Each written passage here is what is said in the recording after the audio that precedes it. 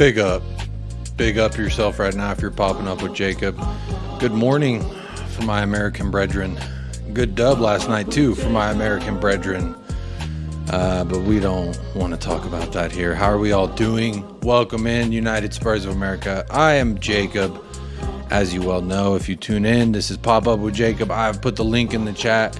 This is a call-in show. If you do want to call in and pop up with Jacob this evening, this afternoon, morning, wherever you may be. So big up yourself right now. Hope you're doing well. I'm doing well myself personally. Got no complaints. Another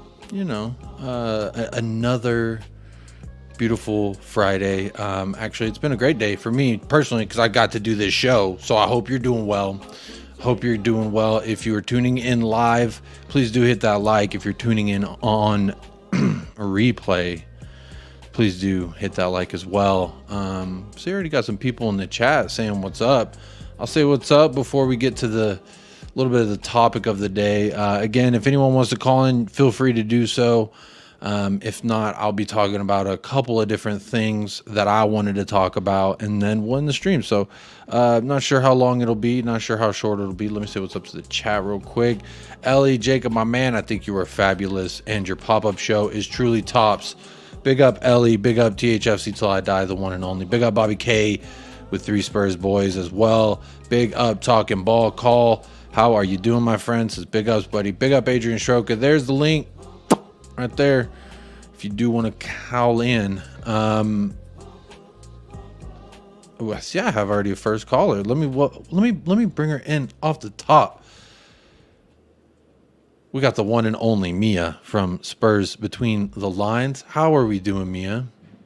I'm good, thank you. I haven't spoken to you in ages, it feels like, Jacob. Yeah, we haven't. I haven't been doing as many of these just because of scheduling, life, you know. But it's been tough to do these, and usually I do them at the time in which you're waking up. So it's the evening time. Is the family fed? Everyone ready to enjoy their evening? No, I probably only can stay a little bit because I do need to do dinner, and then I'm going to be watching something with the boys this evening. It's nice we just sit and chill together on a Friday night. Yeah, there you go. You gonna watch a movie or something? Yeah, we probably will watch a movie. Well, if you haven't seen the new Mario, I recommend it, but I also am a harsh critic of it. If you haven't seen that yet, maybe the kids will enjoy it. It's very visually stimulating and very visually pleasing. A little bit nostalgic as well. They did some of the characters dirty in my opinion, but I'm not gonna dive too much into that. But yeah. Hopefully y'all can have a good time. I got another caller in the back. First time I believe speaking. If this is Adrian Stroka, I feel honored because this is the first time I believe I'm speaking with a one and only Adrian. How are you doing, my friend? Hello, how are you?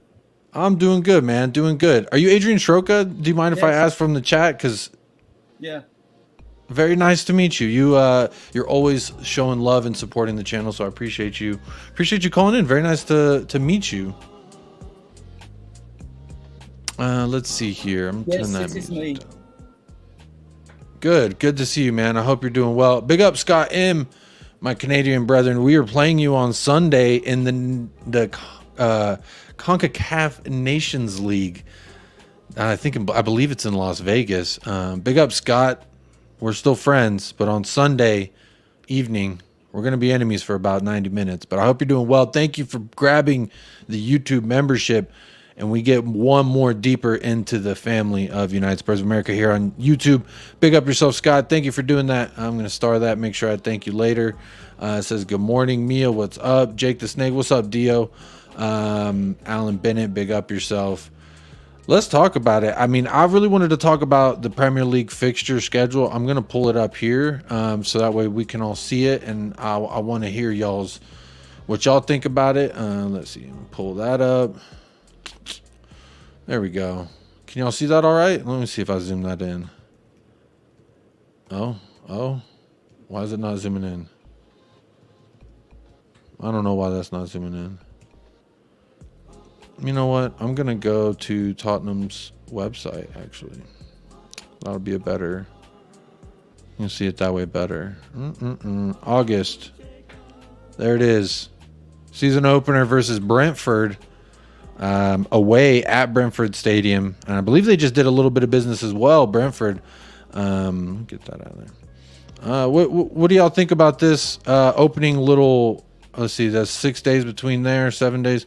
Opening a little 14 days stretch. Brentford away, Manchester United at home, and then Bournemouth at Vitality Stadium. Mia, what was your immediate reaction to the first week of the schedule? You know what? I was actually kind of pleased we got a Man U at home, because I think it's a big game for Ange to kind of just like get the fans on board. Brentford away, I think it's going to be tough because they've got a really good record on the first day of the season. They've won the last 2 times. They've won at the first game. So I'm a little nervous about that game, I'm not going to lie. Brentford's a good team. I'm worried about the United match. Bournemouth, at least we should surely at least get away with 3 points, no? Do you feel confident in that at least? Big up Colin with this first super chat of the day. I'm going to save this and I will bring it up and talk about it in a little bit after we talk about the schedule. And then I definitely do want to talk about these rumors. Sanchez does reportedly want out per Fabrizio Romano. He wants a new adventure, wants to go to a different league. Apparently some Premier League clubs are interested, but I'm going to save that. We'll talk about it. Adrian, how do you feel about opening up the season versus Brentford? Are you confident going into that match? We drew there last year, didn't we? I mean, we've got... Oh, I think you're muted. Yeah, oh shit. Oh, there we go. I heard you now. We drew there last year. Yeah. Bear in mind with these fixtures, we've had conflicting points of view on whether we've got a hard start or not. There are no easy games in the Premier League, are there? And besides that, we have an advantage. They only play a game a week.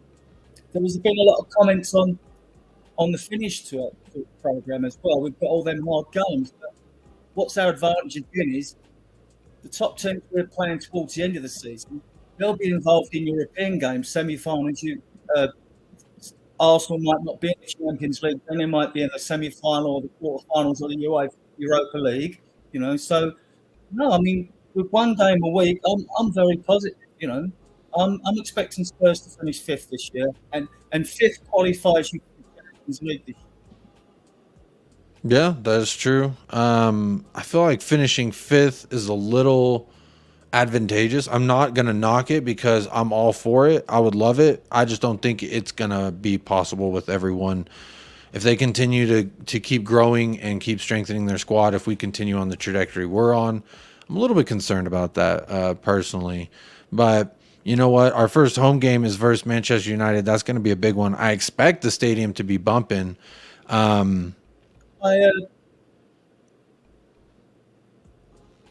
What was that, Adrian? I thought you were saying something. Yeah, I just find it puzzling. I mean, I'd like to know the stats so I can check myself. Yeah, I would behind the fact that we always seem to play Arsenal away first whenever the fixtures come out. I can't recall the last time we played them at home first. Nope, neither can I. I'm on board with that, Adrian. Honestly, that conspiracy theory is what I keep banging on about too. What the heck is that about?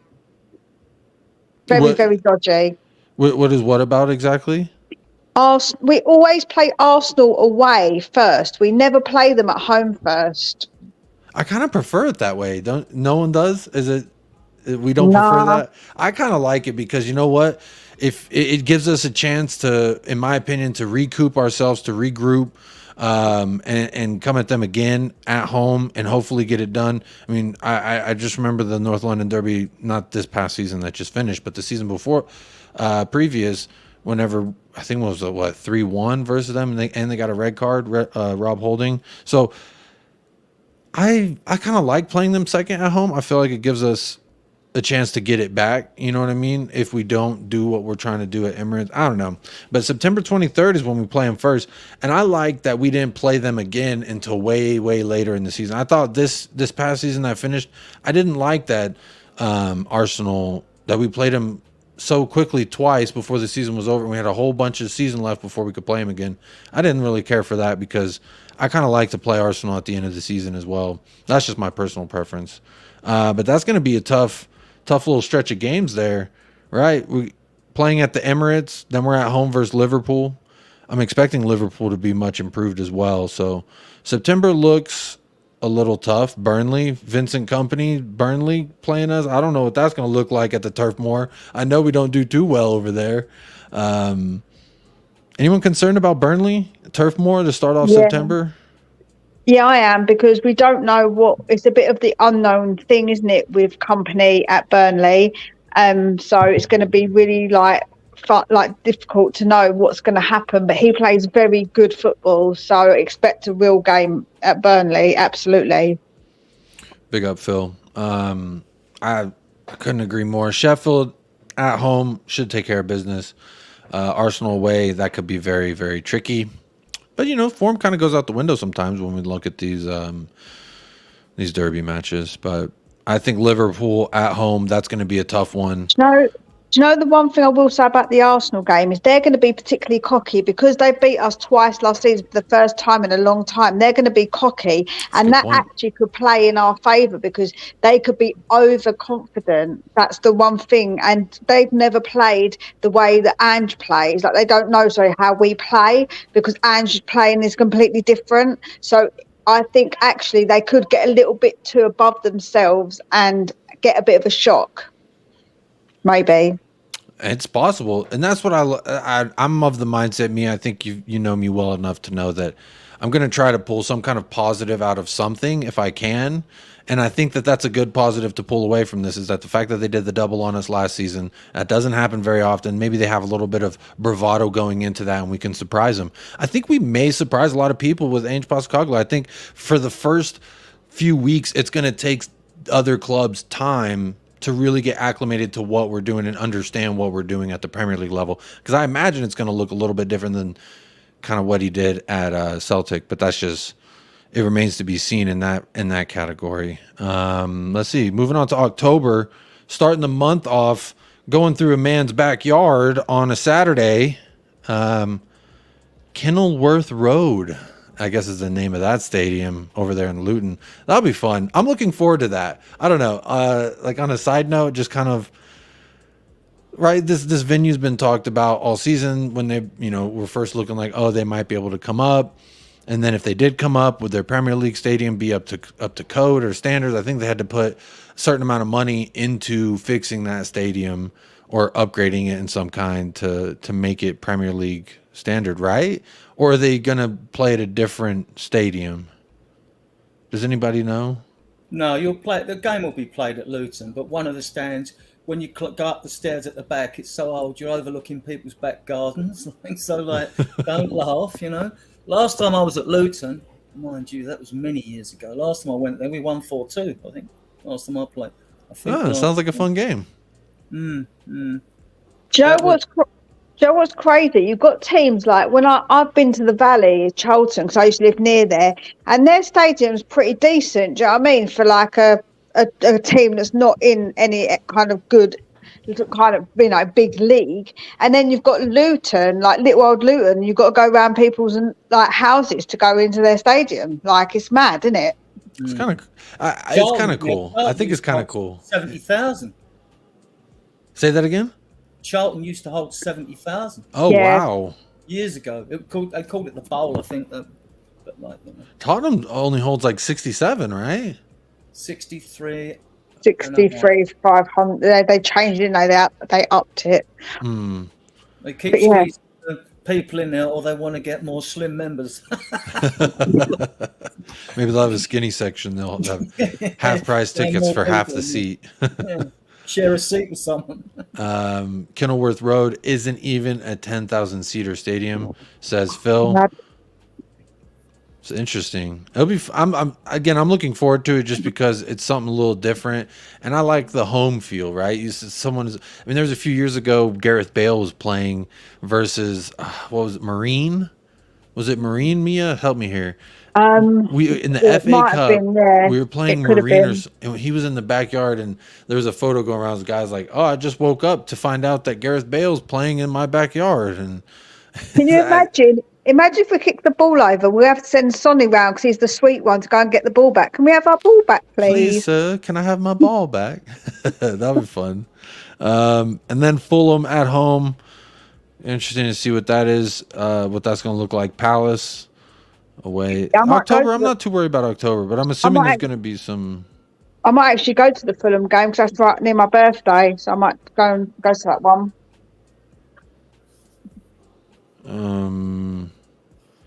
I'll try and go to my birthday. I might get that as my birthday present to go to Tottenham this year again. That'll be fun. Yeah. That'll be fun. Whenever I eventually make the trek to the UK, what I want to do is go when there's a week in where we play back-to-back home games, and I want to try to go to both. Because that way, if we lose on the first one, maybe we can win on the second one, or I can go and we can get 2 dubs, and that would be cool too. I don't know. Or go to, even if you can go to it's very difficult to get to the away games though, but if you could ever get one of those. See, like this would be perfect. London. Right here. 2 games at Tottenham Hotspur Stadium, West Ham and Newcastle at home. They're within 4 days of each other. So if I went out there and stayed for like 10 days, I can go to these 2 games. When you do, make sure you let me know. I'd love to meet you. Yeah, absolutely. I'm gonna make. Yeah, it'll be a nice little party, hootenanny. Hold down. I'm gonna bring a little bit of that spice. During the FA Cup final, you'll miss the FA Cup final when we're in it. Wouldn't that be great? I did have a dream the other night. Actually, it was not last night, the night before last. I had a dream that we won the FA Cup, and I remember being in my living room and I was holding my son crying as Sonny was holding up the FA Cup trophy, and it was an interesting dream that I remember. And you've got to have a bet. Then you've got to have a bet this season on it. I should. I really should, Adrian. That's actually a really good point. I really should do that. But yeah, that's kind of my idea for whenever I do try and come out there. I want to try and go to like one of these where they're kind of quick succession between each other. 4 days between. That's great. That's perfect. December. Where was I? Oh, we're playing Roma in Singapore. I didn't know that. A little Jose reunion. That'll be fun. Yeah, we have a match in a month plus 2 days. If y'all didn't know, out there in Perth. Yeah, there'll be more. There'll be more links with Roger Ibanez now that we're playing Roma. When we're out there. Because the transfer rumour was in full swing now, isn't it? And Barcelona rumoured to be in for Lo Celso. I want him. Barcelona in for Lo Celso. Yeah, and Spurs have not ruled out buying a Longley yet. It's just his loan is only up. I don't think he suits a postecoglou system at all. So he's rumoured to be after a Japanese centre back as well. So we'll see. Yeah, well, I'm all for it. Get him whoever he thinks will work. Hopefully it's someone decent. That's all I can hope for because, didn't do Jose right, didn't do Conte right. You could say we didn't do Nuno right, Poch right. I'm hoping, now we're going to do something right. Sometimes when you're dating or whatever, it takes a couple girlfriends to realize, oh, maybe I should work on myself. Tottenham Hotspur should look in the mirror and say, you know what, maybe I could be better. Maybe I can do better. So let's do better. So maybe we can come around to that. And I'm hopeful that can be possible, although I am a little bit apathetic that it will. Well, Spurs fans will have to be a bit patient with signings, especially if they're going for names. And Raya as well, because don't forget he's away with Spain. So those agreed terms, he won't be signing for us officially. He will come, but I can't see it for a couple of weeks. Do you know what? I'm a bit concerned, Adrian, because the thing is that Chelsea want Onana, so then they have to replace their one, and they're apparently looking at Raya. So I'm a bit concerned about that fact. I would have thought Chelsea would have gone for Maignan at the Napoli goalkeeper. He's about the best out there at the moment. Oblak's probably a bit too old at Atletico Madrid, but apparently they're going after Onana, so I don't know, but that's what I've read. I'm concerned with. He's good with the ball and everything. He's a good goalkeeper. He is good.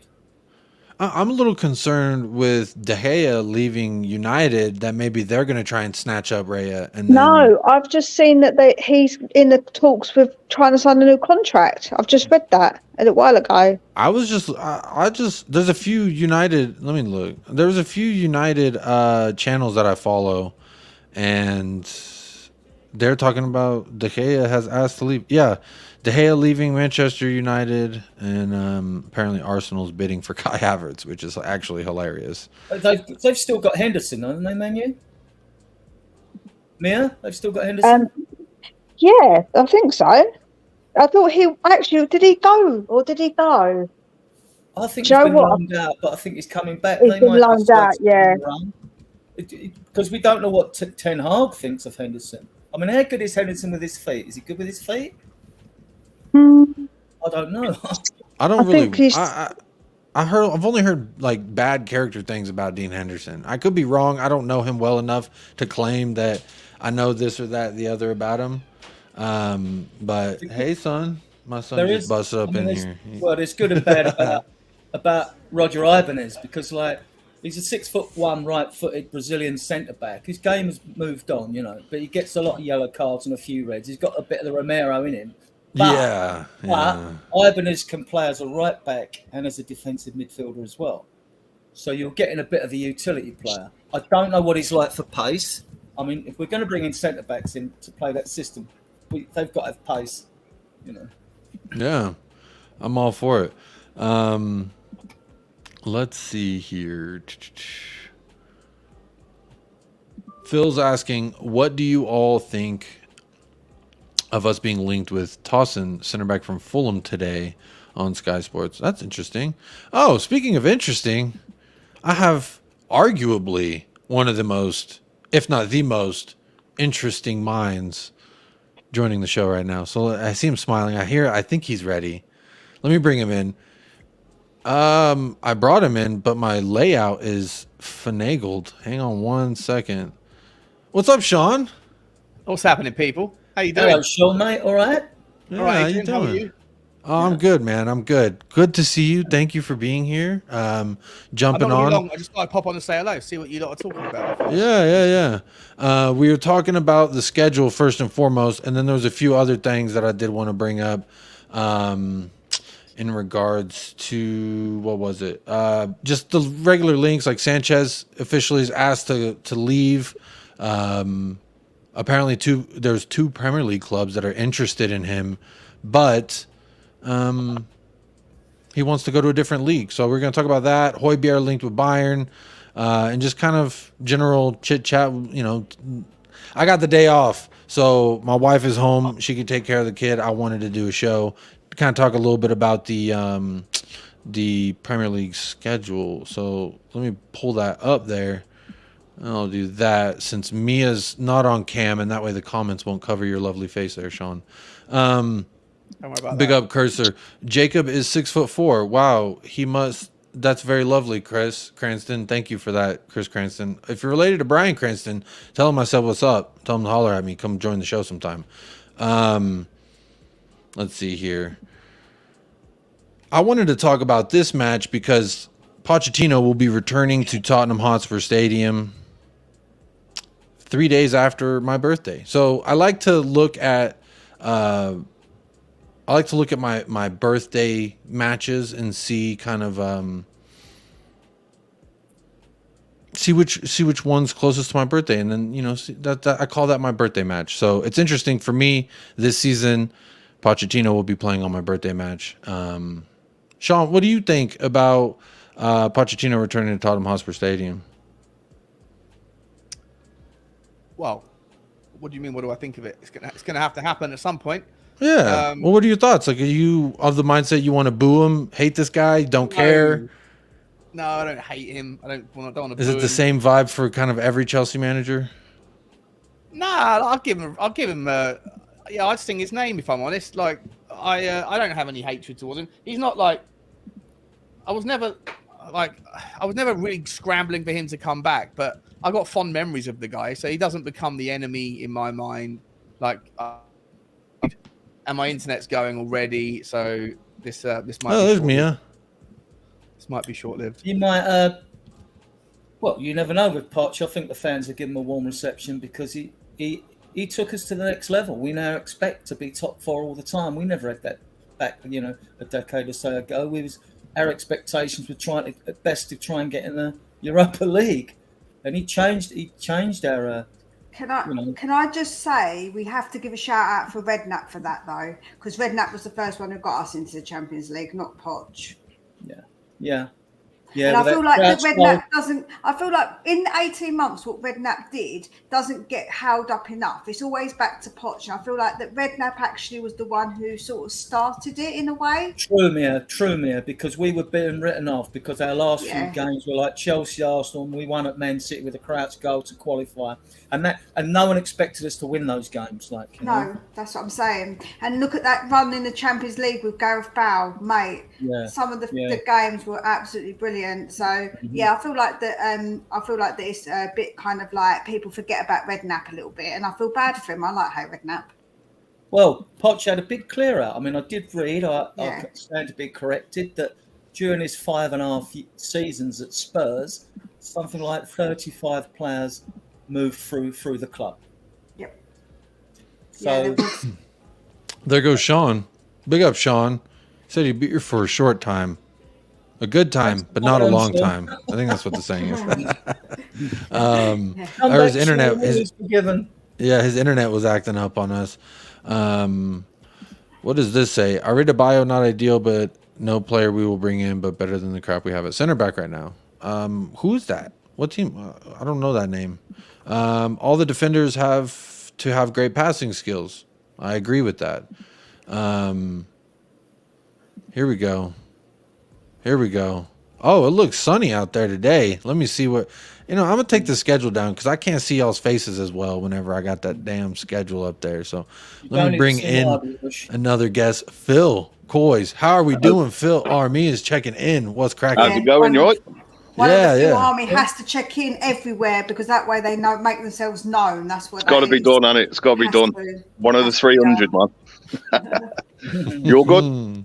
All good, man. All good. Just talking to the schedule, and ironic. I don't know about ironic, but Pochettino returns for my birthday match. I kind of lightly explained that birthday match is the match that is closest to my birthday, and so like Gareth Bale scored the game winner versus Brighton on one of my birthday matches. It's things. I try to find a reason to have like a special game to look forward to, the one that's closest to my birthday, and it's the one where Pochettino returns to Tottenham Hotspur Stadium. So I find that'll be interesting. I'm really curious to see the reception that he may or may not receive, whether it be boos, whether it be I love yous. Are we going to sing his magic, like we did when we had Antonio Conte and the fans were missing Pochettino? I'm really curious, and it'll be interesting to see by that point. Do you know what? I hope we don't, though, because you know why? Because I don't think that's very nice of Postecoglou. I feel like it's not. I think that when you've got your new manager, I feel like you can respect Poch and maybe give him a little clap if that's what you want to do. Me, not personally, I wouldn't. But I feel like to cheer and to sing his magic would be really disrespectful to Postecoglou. I think Postecoglou will understand why. Oh. I don't think that'll upset him too much. I understand where you come from. Could work the other way. I could be totally wrong. Yeah, it's going to be. I think it's going to be mixed reception. If I'm honest, I think there'll be a lot of cheers, but I think there will be jeers as well. To be honest with you, is jeers is that British for boos?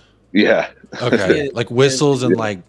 Is that kind of thing? Okay. So I think it's left a bit of bitter taste in my mouth, to be honest with you, that he's gone to Chelsea. I didn't expect it when he went there, to be honest with you. But he's got to have a job somewhere, hasn't he? So exactly. You can't knock him for going to a top club. So all the best to him, but he's the enemy now, so that's it. Yeah. What are you going to be doing, Phil? Are you booing? I want to get the read of the room here. Are we booing? I won't be doing anything. I won't. There'll be no reaction from me whatsoever. Not a little bit like there he goes. I don't know. I'm gonna have Maybe to keep I'm it in reading a too little much bit. into it. I don't know. I'm gonna have to keep it in a little bit, like, but I don't think I'll be booing or cheering. To be honest with you, I'll be sitting on the fence with it.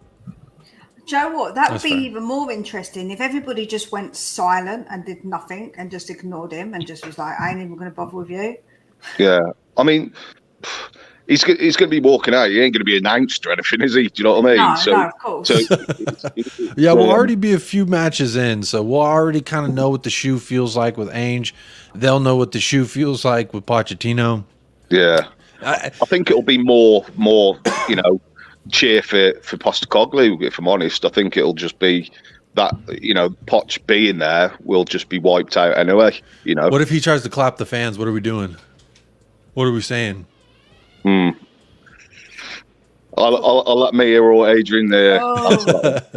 Joe, what? I think Joe will be worse if he kisses the badge. I don't think he would be that disrespectful, but imagine if he kisses the badge or does something like that for Chelsea. Walk around kissing it, does a lap after they win. He does a victory lap kissing the Chelsea badge. Or does something like that, man. You'd be like, that would be the ultimate Judas. That would be another Judas. Oh, that would be... It would be hilarious because of the amount of banter it starts, the memes, just the back and forth between Chelsea fans. They're already like, I can't even pronounce your manager's name, and we have your ex-love, and so it's fun to see. That really annoys me that people purposely disrespect him and don't pronounce his name. It's not even that difficult of a Greek name. Trust me, there's Greek names out there that I can't even.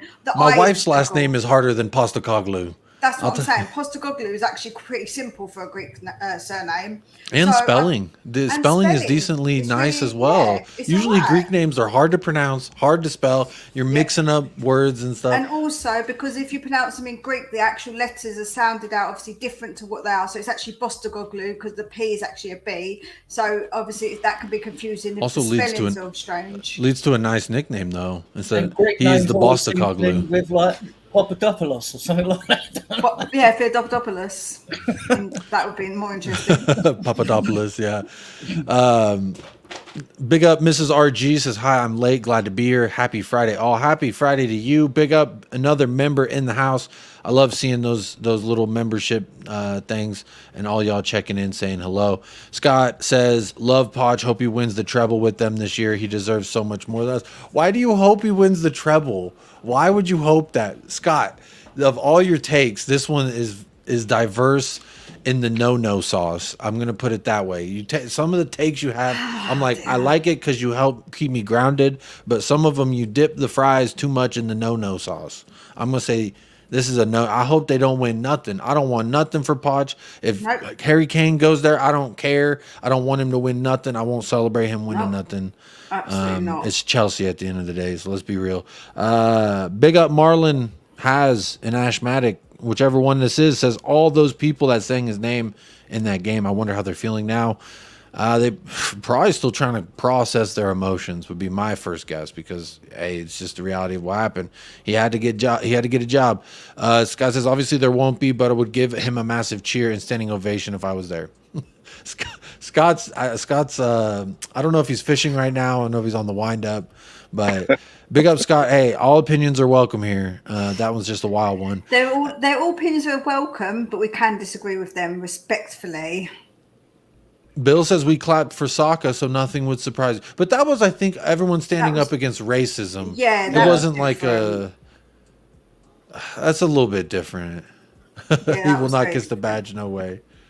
Yeah, that was because was it because of the penalty miss or something in the he missed a penalty and got a bunch of racist abuse, and then everyone in the league was clapping him. So I think we just kind of followed suit and clapped for him, and then definitely. Definitely.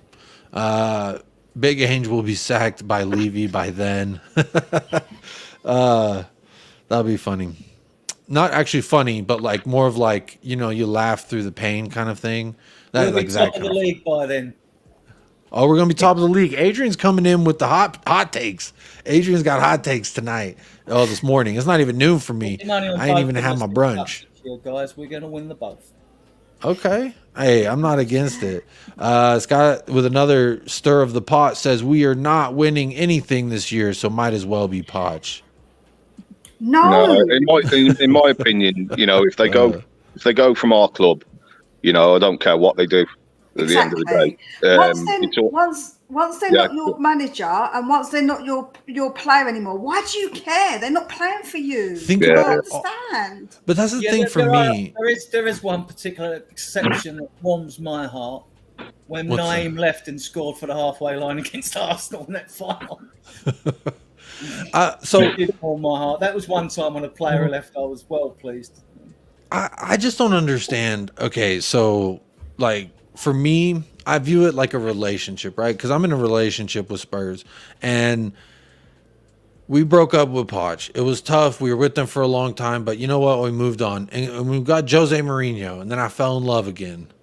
And then we broke up with him, and then I was down in the dumps. Then we got Nuno, a girl I didn't even really care for. But you know what? We needed somebody. We were going through a dry spell of 76 days or whatever it was. So we were like, just get Nuno in. We need a warm body in the chair. So we do that. And then we sack him, and we bring in Conte, and I fall in love again. I'm seeing stars and hearts everywhere. And then what happens? A horrible breakup. So now we're sitting here. And we've already, again, now trying new love again. Someone, a love we haven't tried before. Celtic manager, Greek, Australian man, big Ange. And we're trying this new love. And then, you know, by this time, surely we should have already gotten over that girl that was like 5 relationships ago. No? That just, to me, seems ridiculous to be hanging on for that long. I don't know. Maybe that's just me. I'm not that sentimental about it. I wasn't a fan of Mourinho or Conte because with them, they're egocentric managers. It's all about them, right? And I don't want anyone coming to our club who thinks that we're Tottenham Hotspur, one of the biggest clubs in the world, right? You don't come to this club thinking you're doing us a favour. And I knew it was going to end badly with those two. I knew it before the start. I expressed it as much as I could, you know. But yeah, I mean, I wasn't a fan. We went from football to anti-football under those two. And even Nuno was defensive. He won his first 3 games. And I thought, this won't last. And I was right, you know. So, no, I wasn't a fan. I know the fan base was split over Conte and Mourinho, win now managers. But the squad I still got the little Conte toy right here. Yeah. You ain't getting rid of that, are you, Jacob? No, I got it. But also, I got it next to some Ouzo. So, you know what I'm talking about. I got it next to some Ouzo. Joe, what? I like the smell of Ouzo, but I can't drink it, Jacob. I don't like the taste, but the smell is beautiful. I love the smell. You shoot too much of that in one evening. The smell, the taste, all of it is just a no-no for me. Now. Is that like aniseed stuff? Aniseed, yeah. Yeah. It reminds me of like licorice. Licorice. Yeah. Oof. Jacob, you drink it with lemonade. You put lemonade with it. Oof. Like Pernod Ricard, and it goes that limey green colour. I don't know if Ouzo does, but it's similar to Pernod Ricard. Oof. Getting the chills. You know what I'm talking about? You get those chills. Oh, no, thank you. No. That and Ouzo and Jaeger, I can't do those. Those are two I just can't really do because it's too hard for me to smell them anymore just because. Anyway, I'm looking at the new year. So we'll be in 2024. We start the new year versus Manchester United. That'll be fun. And Brentford. Weird how we're playing them so close together when we start the season with them so close together. I also wanted to look at, I'm going to share the screen again, the end of the schedule, because I feel like it's kind of interesting. Depending on how you feel about Vincent Kompany's Burnley, that may be a tricky one. But Sheffield to end the season a lot, for me, reminds me of like a Leeds to end the season, a Norwich to end. I feel like they're nice to us on the very final day. They're nice to who we're going to play. So Sheffield United on the final day, I'm not upset about. But there's a little tricky run beforehand. And if you want to look at it, Newcastle at St. James's, City at home, which should be a dub because they can't score at home. It should be a dub, but you never know. One of these days they might break that curse. I mean, looking at that, Jacob, we need a good start, really. You know, towards this, you know, the beginning of the season, we need a really good start. You know, we don't want to be sort of like mid-table when we're playing them games in April. Do you know what I mean? We'll have the advantage though, Phil, because we'll be fresh. Because at that period of time, if you check the schedule, you'll find that those teams will still be involved in Europe. If they haven't been knocked out, if they have, they'll be in the Europa League. So they'll be playing games, an extra game while we're rested. So it gives us a good chance of getting results. I mean, look definitely. They're the teams that finished at the top this season. But we might, if we're flying high by the time we preach them, we won't fear anyone under Ange. We won't. I think the pressure's off. I think the pressure's off against them. You know, the bigger teams. I think we could get some good results. Like at the start of the season, I think we got Liverpool, haven't we? Liverpool, Arsenal, and there was someone else we've got as well at the start of the season. Man United. That's it. Yeah. I think we'll all have a fair idea.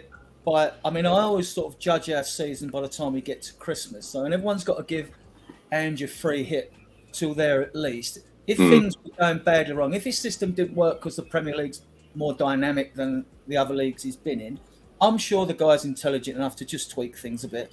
You know. Do you know what? Do you know what I will say as well is don't forget that teams like Brighton, who've not been in Europe, teams like Newcastle, who's going to be playing in Champions League, haven't done so before. So I think that's going to be a lot trickier for them because they can't rest players. They're going to be playing two difficult games. There could be very difficult games a week. Or it's going to be tricky for them because they've not done that before. So I feel like they might have a slight, not maybe completely, but I think that the table won't be as easy this year to get to those spots as it was like this year. Yeah, more so Brighton, I think, Mia. I think Newcastle will strengthen. I think they will strengthen in the transfer window. I think they'll get some good players in, and I think they'll do it early as well because they want a big squad to be into the Champions League this season. So they're going to be a force this year, I believe.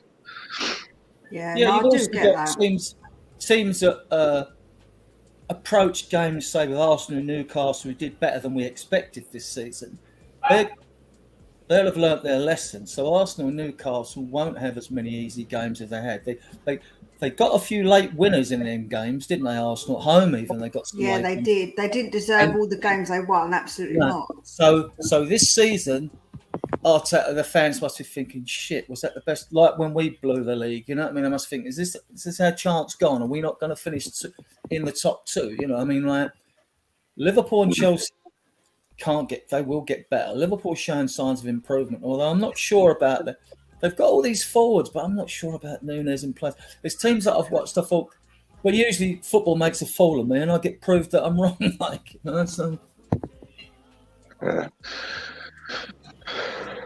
Well, the thing is, we always want to have hope, Adrian, in it. Like, we always want to feel like there's some sort of hope. We don't want to go into the season feeling like it's all done for, it's all going to be dreadful and lost. But I do feel like Brighton and Villa haven't necessarily played big games and 2 games a week. And I feel like they're ones that potentially could may not drop off, but it'd be more difficult for them. You've got Liverpool will come back, I reckon. Chelsea maybe will be better, but don't forget it took Poch a little while with us to get better. He didn't do it instantly.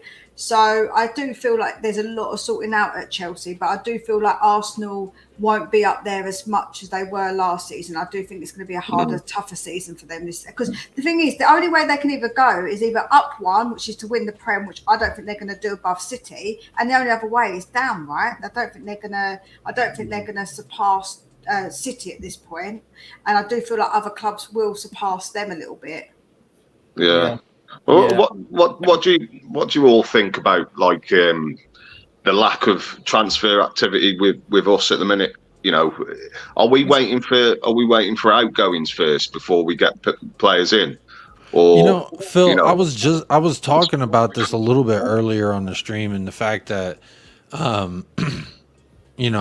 the window's technically open. We can be doing business right now. Is the lack of director of football the reason why we're not doing business right now? Is can Perisic not get a cell phone behind bars? I know he resigned, but he could surely help the next person kind of be a liaison. I don't know. But it's really curious to see because, if you think about it, I was saying in a month, in 2 days, we have a match, a preseason match. in Perth.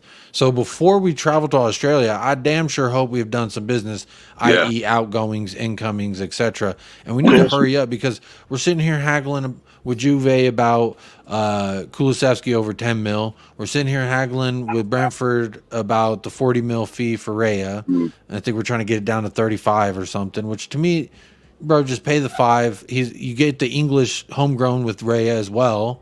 You get the homegrown quota because he's played in Brentford's academy or something. He's playing in the English academy at 16, so he qualifies as an English homegrown.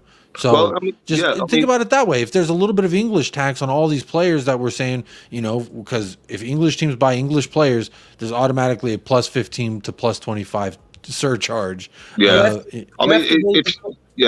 Sorry, Adrian. But I think as a coach, you want to sort of get your players in before you go run pre-season, don't you? Do you know what I mean? So you've got your squad of players, so you can work with them.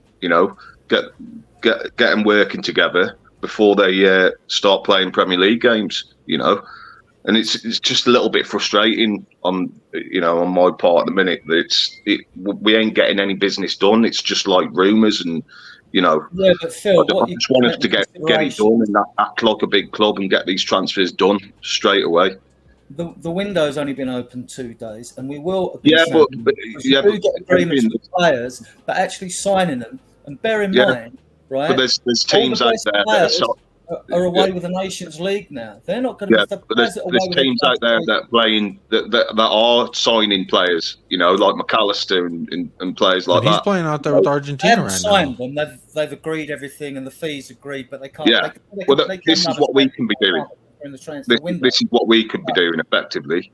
We will be. I mean, I've every confidence that Postecoglou would have given a list of players. Some of them will be the Japanese players and defenders and all that. When the thing that a lot of people fall into a trap for, and they have podcasts on meaningless subjects like the Harvey Barnes Madison. Yes, we are interested in Harvey Barnes. No way would Daniel Levy put a £50 million bid in for 2 players. No, that's rubbish. That's rubbish. We weren't in from now. So papers, the storytellers are pricking up the Madison, linking him with Barnes, and of course Barnes is an interesting player. I think they talk about 35 million. I think there's better players out there than him for that. To be honest, well, Madison alone is 50 mil. Yeah, I'd rather spend 45 on Ezzy's release contract and use him as our 10 rather than James Madison. If we're talking 50 mil for one player, and how much is our funds? Let's look at it realistically. Let's say we have 100 to 150 mil to spend this summer, right? And that's including some outgoings that have yet to happen, I'm sure. So let's say 40 on Raya. That's damn near 40% of your budget right there. And then we're talking 25 to 35 for Kulusevski, depending on what we could get from Juve. We don't know what the budget is, do we? We don't. Rework the shares. I definitely don't. In the club and raise 150. We'd rumoured to have spent that 100 mil before Christmas, right? And then we bring in Porro in January and Danjuma. Porro's reported to be about 40, 45 mil, right? And yet, so if that money was gone, we've still got to pay 25 to 30 mil for Kulusevski. Yeah, I was about to say, So we've got to sell, but there's been interest shown. Winks, Lo Celso, perfect. Get him. Come get him. I'll put him in a big white van and send him your way. What's your thoughts, guys, on selling Hotspur? Because I know that's come up that Hotspur might be going. My opinion is you got to do it. You got to do it because for me.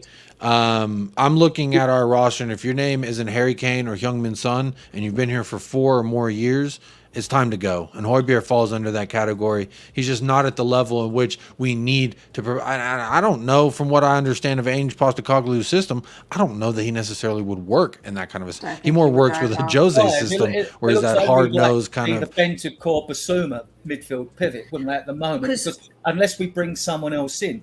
The thing with getting rid of Hotspur is, and this is why I wouldn't do it at this moment, when you're talking about when you're short in certain areas of quality, transfer's got to be done on 1 in, 1 out. You can't get rid of Hotspur and leave yourself short. It's like, we're not going to be short because we've got tons of midfielders. If you list our midfielders, right, we have got Højbjerg, we've got Skippy, we've got Winks. Obviously, we think he's going to go. We've got Lo So, Celso, we've got Bissouma. Ndombele, we've got Bissouma, we've got Sarr. Yeah, I'm assuming. Devine. We also got Oh, Devine. Devine. We Yeah, keep Divine. the four, you know, the Divine. Højbjerg, Skip, Bentancur, and whatever. And I'll definitely keep Pepe. Oh, Benny as well. I forgot Benny. Did I say Yeah, Benny? Bentancur. Mhm. But Benny as well. with Højbjerg, I think is it his last year of his contract now? Is it, or has he got I'm 2 not years left? sure. Can't remember now. But I think we should just cash in on him. I think we'd be able to get about 30 mil. I think. Yeah. Perfect. Yeah, you- Perfect. you- And that'll wrap up Kulu. If you can get what you're going to spend on Kulusevski for Højbjerg, I'm fine with doing the Kulusevski deal. But if we're looking at 35 for Kulusevski, I'm sure there's another winger out there that we could get that has the same output, if not better. I've just seen a lot of Kulusevski not being great in our team, but he did have those great, what was that, from January to May, whatever it was, but that's really it. I've seen more of him being bad than him being good. Well, Højbjerg, it's not.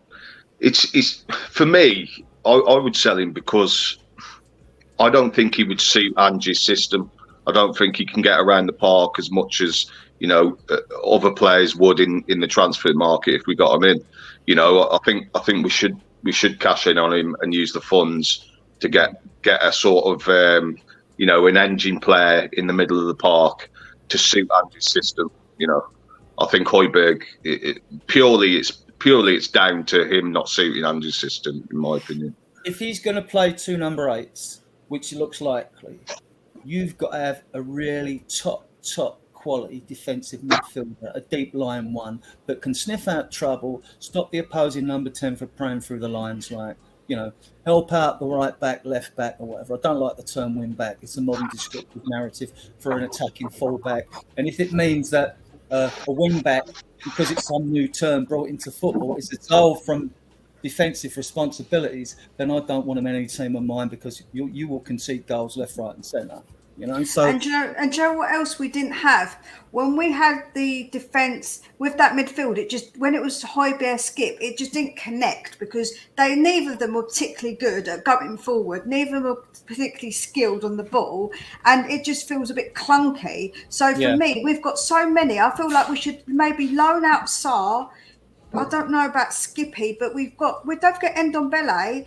We can't get rid of him because of his price, and we're going to end up probably keeping him. Get rid of Lo Celso. We've got to keep Bissouma because I really like Bissouma. Benny we have to keep, and we're going to buy maybe an attacking midfielder as well. 15 minutes, real quick. 15 minutes ago, Fabrizio Romano tweeted, Dan Kulusevski will be announced as a Tottenham player on permanent deal in the next days. Understand the contract will be valid until June 2027. So what is that, 3.5 years? 30 mil deal agreed with Juventus instead of 35 mil buy option. So we saved 5 million.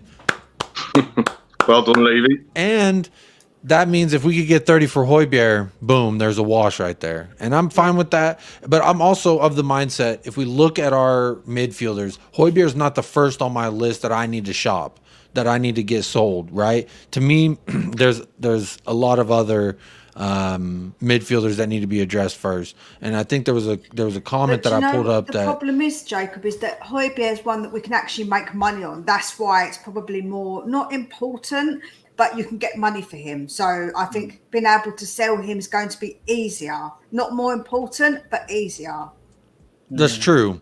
I do agree with that. He is one of the, but again, like Sanchez, there's people interested for whatever reason in Sanchez. 2 Premier League clubs, it was reported, 2 Premier League clubs interested in Sanchez, but he says he wants a new league because he wants a new challenge, apparently, which I don't blame him. If you've gone through the season, he got booed off the pitch. Hey, it's tough, but for me, you kind of need to move in some aspects, whoever can move, but you don't want to be sitting at the end like, oh, we could move Sanchez, we could move Tanganga, and we could move Rodin, and we could, but we couldn't move Dyer. I don't want to end up in that fucking position where it's like, well, we've already got rid of so many center backs. Now we can't get rid of the center backs we really need to get rid of. If we get rid of Højbjerg, I don't want it to be an excuse. Oh, now we can't get rid of Winks.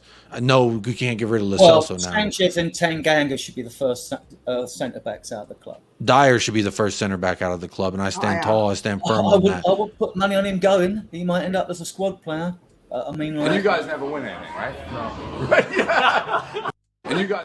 You want that guy laughing in our locker room at our new players, at our old players, laughing at the fact that we're fucking losers? Not me. He's the first one that needs to go after Hugo Lloris as well. Because those players that don't want to fucking be here, that want to laugh at the fact that we suck, they're part of the problem. They got to get rooted out. Eric Dyer is a main aspect in that. So unacceptable. I'd rather Sanchez start than Dyer. I'd rather Roden start than Dyer. I'd rather Tanganga start than Dyer. The attitude is bigger than the performance of the players or the lack of performance of the players. Yeah, you have to get that out. You have to get that out. I bothered with him going, Jacob. You know, that's not the point. I just said I don't think. I'd like to see 2 fast, pacey, ball-playing centre-backs brought in, and then I would switch Romero. Now, this might sound a little bit left field to you guys, but when I've talked about the 2 number 8s attacking, I would play Romero as a deep line defensive midfielder that stays there, right? Because he's used to playing in a back three. In Italy, he'd step into midfield.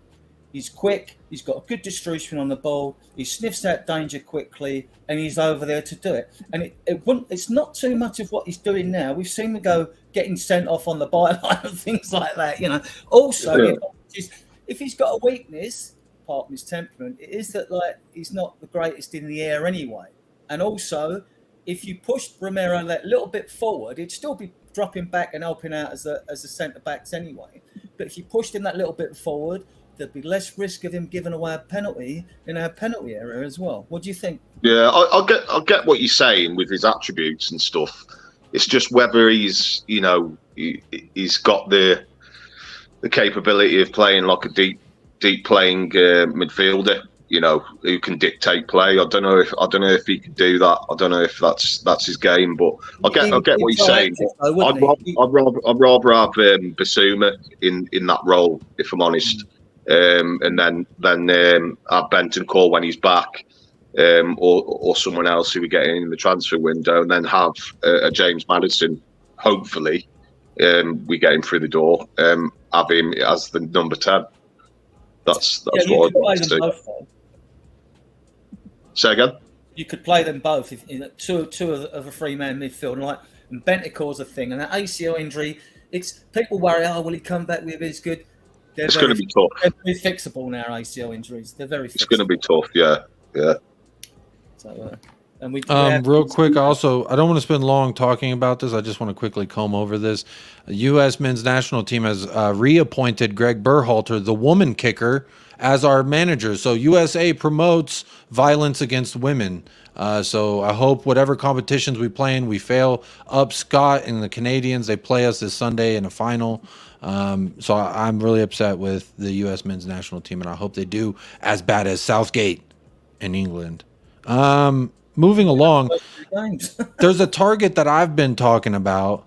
His name's Mickey Van de Veen, and I saw that I've been talking about him for a while, and now I see Fabrizio tweeting that he's heard of the Liverpool links, that he's very highly rated. He is a ball playing fast center back. He's tall, he's young, he can score goals, he's good in the air. He has all around aspects of being a great center back. And I'm upset that this guy isn't a guy that we looked at last year when we could have got him for 5 from Wolfsburg. It's instances like this where if we're going to go the young cheaper route, then let's get young cheaper studs. But don't forget though, Jacob, Conte wouldn't have probably even wanted someone like that. And if we would have got someone like that, everyone would have said, well, you didn't back Conte because then you're not getting the player that Conte wanted. You mean like because Bastoni thing? Pardon?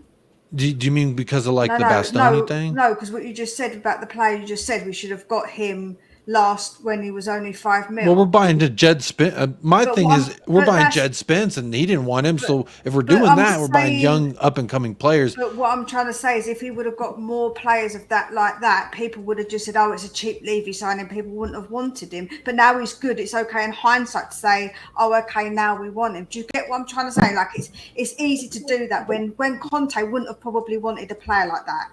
Let's be honest, he wouldn't have.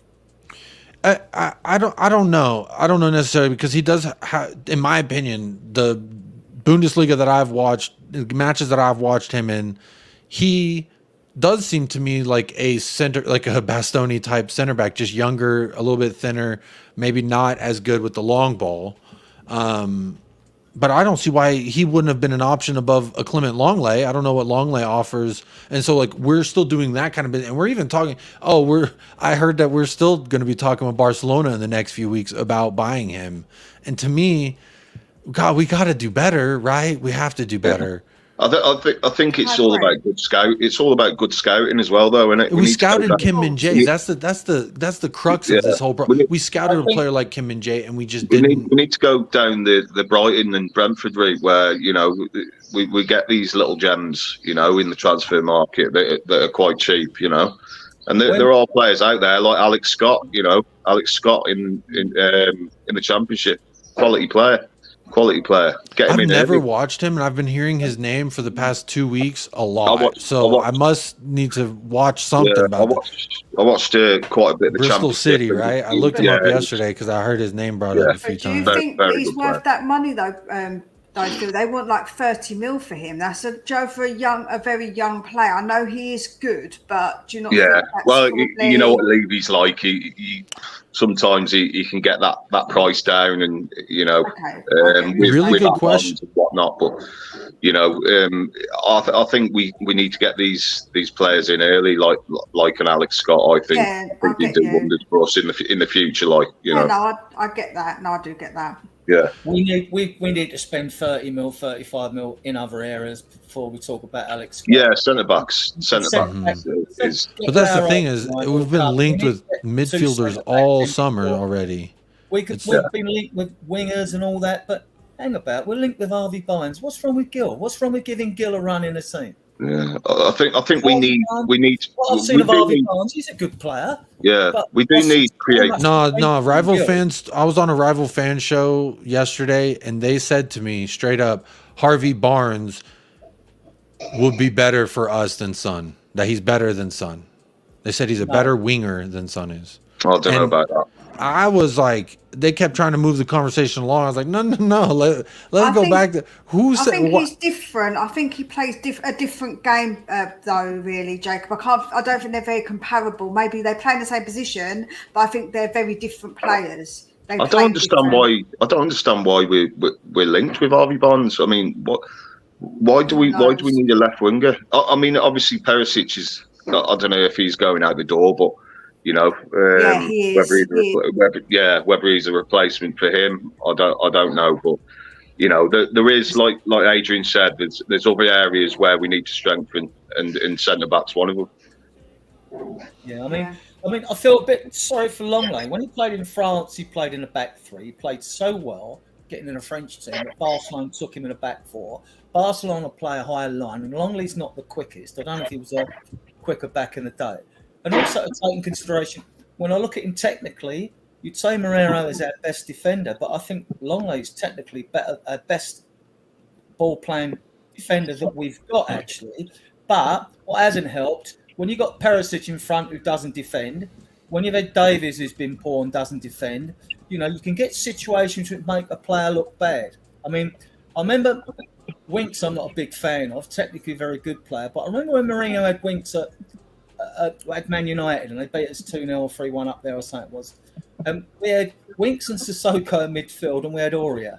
Aurier used to go on these mazy runs, didn't understand what positional play was. Sissoko would cover him across on the right-hand side, right? Winks was overrun by 3 Man United midfielders, and everyone castigated him. So when players are in a team, I like to see what's going on around them if they were put in unfair positions, before you start judging them. And I don't, with young players, I'm not harshly rejecting on players under 24. and I usually wait for the second season to judge them. You take Kula when he came in, he had 2 20-minute cameos in our scene. Players were giving him almighty grief. Fans were giving him almighty grief. Oh, he's rubbish, he's too slow and all that. And look what season he had last year, you know? Yeah. So I think fans in general, all clubs, are too quick to criticise their players, you know. I don't know. It's just sometimes I've seen enough. There's players that I've seen enough. Longley falls in the category. I've seen enough. Kulu, I'm still on the fence. I don't know if I've seen enough, but I've seen an adequate amount to show me that I'm okay if he doesn't stay. But it sounds like he's going to stay, so I'll embrace him. The question here from SOF that I find interesting is this going to count as an Ainge signing? Is this affecting his budget for what he wants during the summer? Because of, good point, Romero did count towards Conte's budget, even though he was technically a Nuno loan signing. But Mia, before we keep talking about this, Mia, I do know you need to go, so I'm going to be putting the link to your channel right there. Spurs Between the Lines. Go sub to Mia. Go hit a like. And when's the next time you're going to be doing something over there? I'm actually live tomorrow morning, 8:45 a.m. UK time. There you go, 1:45 a.m. if you're listening in the Mountain Time Zone here in America. Big up, Mia. There's the link. Yeah. You can hang out as long as you want, but I know you got to feed them kids. So just want to make sure I get your link out there for everyone. Those children, they always need bloody feeding, and they're so greedy as well, honestly. It's like an endless pit. They live here rent-free and everything, and then they expect me to feed them as well, I tell you. I'm joking, everybody. I love my children and I feed them on a regular basis. Don't worry, they're teenagers. They eat me at a house and home pretty much. Yeah, I think anyone who, I don't have a teenager, but I think anyone who knows anyone who has a teenager. Mia. I've got 2 boys as well, so I'm in for it. I'll tell you that now. It's interesting. Thank you very much. Big up, Mia. Yeah, thanks for calling in. Great to get back to what we've been doing before. Having you on these pop-up with Jacobs. Thank you for popping up tonight. And have a good rest of your evening. Enjoy yourself. There's the link for Mia. Please do go say what's up. Take care, everyone. And in Ange we trust. Come on. Oh, Mia, have you seen this? I whipped this out. This thing is I had this kangaroo since I was like 1 year. Actually, my mom got this one for me before I was born, and she got this way bigger one for me when I was like 3. So I got these. I've been a kangaroo lover since I was a kid, so I'm all in on the Ainge train. Quickly, I'll tell you, my uncle went to Australia and he brought us back a little koala bear. So I've got a little koala bear, and I give it to my eldest because he likes Teddy. So I gave it to him, and he's got the koala bear from Australia. So yeah, we're big Australian fans, and of course because he's Greek, you should put the ouzo in the pouch. Then it will be a really... That's what I did on day 1. Yep, there it is. Yeah. There you go. There you go. That's Ange, see? I got Ange right here. I'm all in. I may have little Conte here. He may go in the pouch too. He maybe... No. Jacob, get him out of there, man. Get him out of there? No Conte in there? Oh, okay. He's history now, man. Come on, Jacob. Don't go down. Okay, sorry. You've got to chuck him over your shoulder. You've got to be like, oust him. Just like chuck him away. Man, I look at this and I see like hope that I had. I see the dreams that I had. So I don't know. Am I ready to burn it yet? I don't know.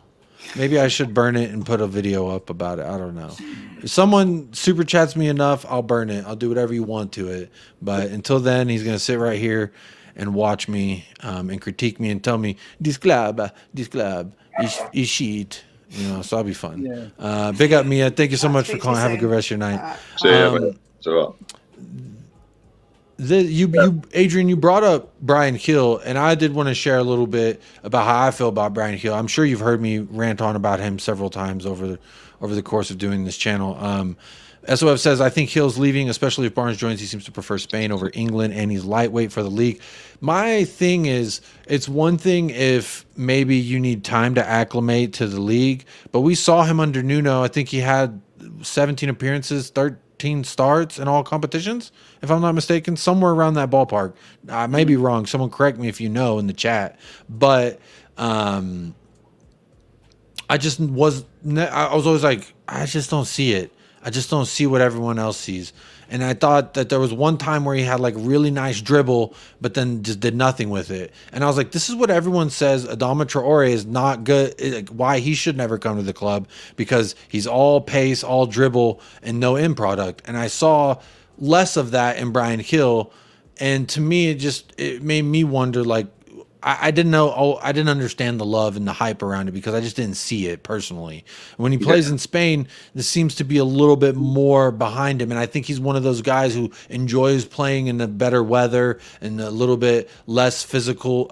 Not taking anything away from the Liga, but when you think about it, he's comfortable in Spain. He's from Spain. That's what he knows, and so to go back to it, have a good time, and then on top of that, after he wins, he goes and replies to a guy's comment on Instagram.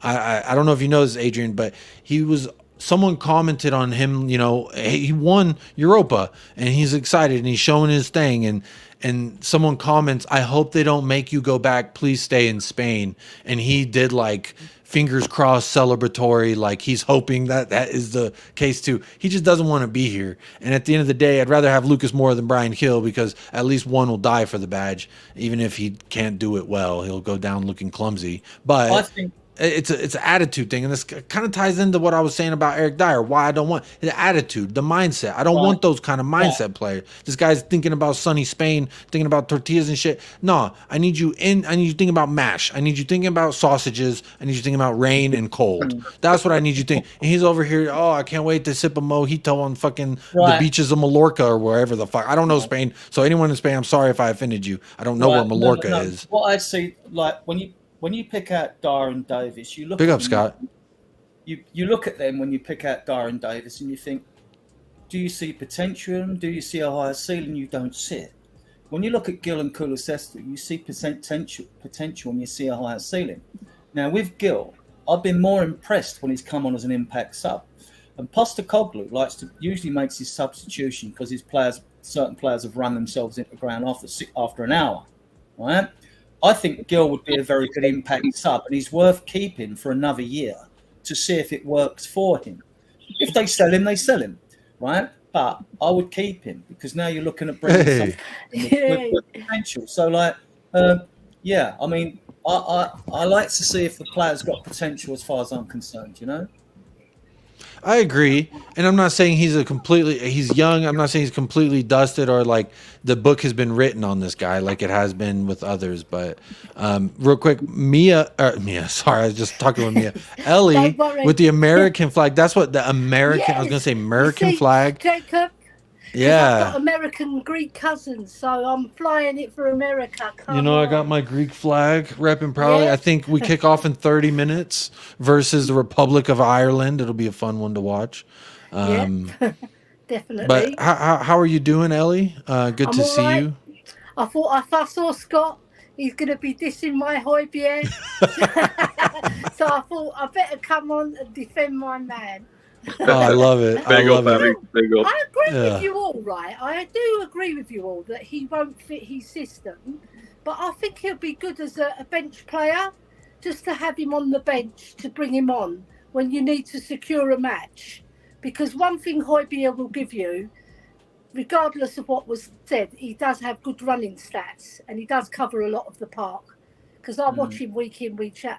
I'll probably watch him more than other fans, maybe, because I love him so much. But I think he can give you something. It's sad to lose something like that in your team, a fighter. Sometimes you need a fighter in your team. And he at least acts like he want to be here. He has the attitude of a player that wants to be here, and that to me can go further than with Ndombele. All the talent in the world, all the talent in them boots, them legs. He's got all the moves. I was watching his goal against I think Sheffield during the cheeky outside of the boot, far post. Like he has talent. But his attitude is not there. If he had Højbjerg's work rate, and engine and attitude, he would be a player. He would be a player. He'd be a world class player. Oh, that would be amazing. He would be. And that's my thing. Like when we talk about players like Brian Hill, Eric Dyer. Okay, they're a little bit different because Eric Dyer's been here for so long and he's been a loser the entire time, and he laughs at the fact that he's a fucking loser. So he's an anomaly. I'm not gonna lump him and Brian Hill, but Brian Hill commenting saying, "Oh, I wish I was staying in Spain," shit like that. That to me, it doesn't sound invested in Tottenham Hotspur. I want my players. at least with that Højbjerg attitude that, you know what, I may not be the greatest, but I'll run myself into the ground for this club because that's the kind of guy I am, i.e. like a Lucas Moura. But again, I'm not saying that Bryan Gil it's all over for him. It's all done and dusted. So there could be a player there. I think it remains to be seen in England, especially. He could do all the stuff he wants to do in Spain when he's comfortable. People talk mad shit when they're comfortable sitting at home on their keyboards, right? But if you put them out in the real world, they ain't gonna say half that stuff. So to me, it's a little bit like that. Spain, I think there is a player in there, but I just don't think he's suited to the Premier League. Not yet, anyway. He's got some skills, but I just ain't seen him do enough to constitute a roster spot, an international spot. I think he wants out. To be honest with you, I think he wants to just go back to Spain. But he is still under contract with us, so whether that'll be a loan with an obligation to buy next year, I don't know. But there is a player in there, I believe, but I don't think it's at Tottenham Hotspur. I don't see a player in there at all. Like, even in Spain, he doesn't start regularly for Sevilla. Like, I think there's talent. I think he has individual skills that he's good at. But when you watch him, he just like, even when everybody would talk about him at Spurs, most of the time his good moves were like one good move, maybe two good moves, but he just could never put them all together. I think little glimpses. Yeah, I think he's a player that has individual talents, but I think we've seen, especially at the higher levels, you need more. You need to be able to put that together to output. Yeah. I'm not sure Hill has that, especially at the Premier League. I agree, Scott. Yeah. I agree, but I'd caveat that with when Son first come to Spurs, his first season was rubbish, and he actually went to Poch and he wanted to leave, right? And Son had more goes at games, but then I think, and then like what I saw was a slight tweak in the system. Dele Alli was pushed. Instead of playing close to KANE as a number 9 when he had played his best football, Dele Alli, he started to get him pushed to the left, like when he put that ball through on the ground away at West Ham and we scored a goal, and things like that. I think Dele Alli was sacrificed a little bit to cater for Son. I don't know. With Gil, look, I don't know if Gil would be a star at our club or not. I just think that he's shown enough potential to just hang on to him. But then again, if we're going 4-4-3, I struggle to see where he's going to get game time. Yeah. Because you've got front four are KANE, Son, Richarlison, and Kulusevski. It's going to be 3 from 4, unless Kane's going to play as the one of the number 8s, which you could push him back as a number 8. Then if he's one of the number 8s, say with Bentancur and Bissouma in a midfield, then you can play Richarlison up front with Kulusevski and Son. But when we don't quite, it's thrown me Postecoglou, because I don't know what he's going to do. I mean, really, I know we're going to play attacking football, but I don't know what players he has in mind for this system. It could look. Yeah, it's good though. He's young enough, right? He could turn out. Because we confuse we'll confuse everybody. Nobody knows what Tottenham's going to do. I think we're all intrigued, aren't we, in what he's going to do, how he's going to set up, but from looking at the way Celtic play and his previous clubs, they play some good football, and that's what Tottenham are missing. In the last 3 or 4 years, we've been missing that, and that's what Tottenham's all about: attacking, fast football, fast flowing football, and we've gone away from that. The good thing with Postecoglou is, when I'm talking about fearing who's going to get game time, at least he'll make multiple substitutes at 60 minutes. So players on the bench, instead of being frustrated about not getting game time, they're going to get game time. They're going to get game time. So after, they're going to get half out. So that can change a player's mood if they feel loved and wanted at the club. Yeah. And he will give more players game time probably than any other manager in this league, because he will use them 5 seconds. And what I sort of like about him as well is that from what I gather, he don't take no shit. He don't take no shit at all. So that's good for the players, really. Neither did Jose, neither did Conte, and then they came here, right? Like Jose and Conte didn't take shit, and then they came here, and Levy. They took Levy gave them shit. That's a good point, Scott. They left their shit on the doorstep. Anytime I think about Bryan Gil, Lamela, Perisic, I have to bring this up because this is just a masterclass by us But I need to change it. Instead of UEL final, it's UEL trophy because they won the whole damn thing. But this is how good our business is. You know, I say let's cash in while the cash in can get. Because if Sevilla want to keep him, isn't that what we bought him?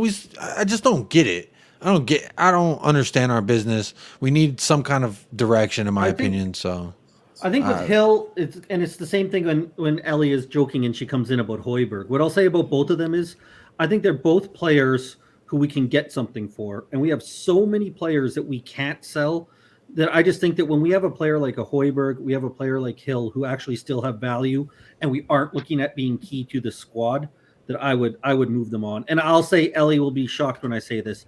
I wouldn't actually hate the idea, as Ellie says, to have Højbjerg on the bench as a player we can bring on. But I'm not sure that he will do that much better. I don't think he'll do that much better at that role than Skip would. And Skip being younger and homegrown and club trained, I would keep him for that reason. And because I think we could get more for Højbjerg than we could for Skip right now. So also, I might move him because of that. Also, Scott, I don't think he's the type of player who will want to sit on the bench either. I think, you know, he does want to play first team football, you know. He'll be itching. He'll be itching. Yeah, if he was put on the bench, he'd be itching to get on.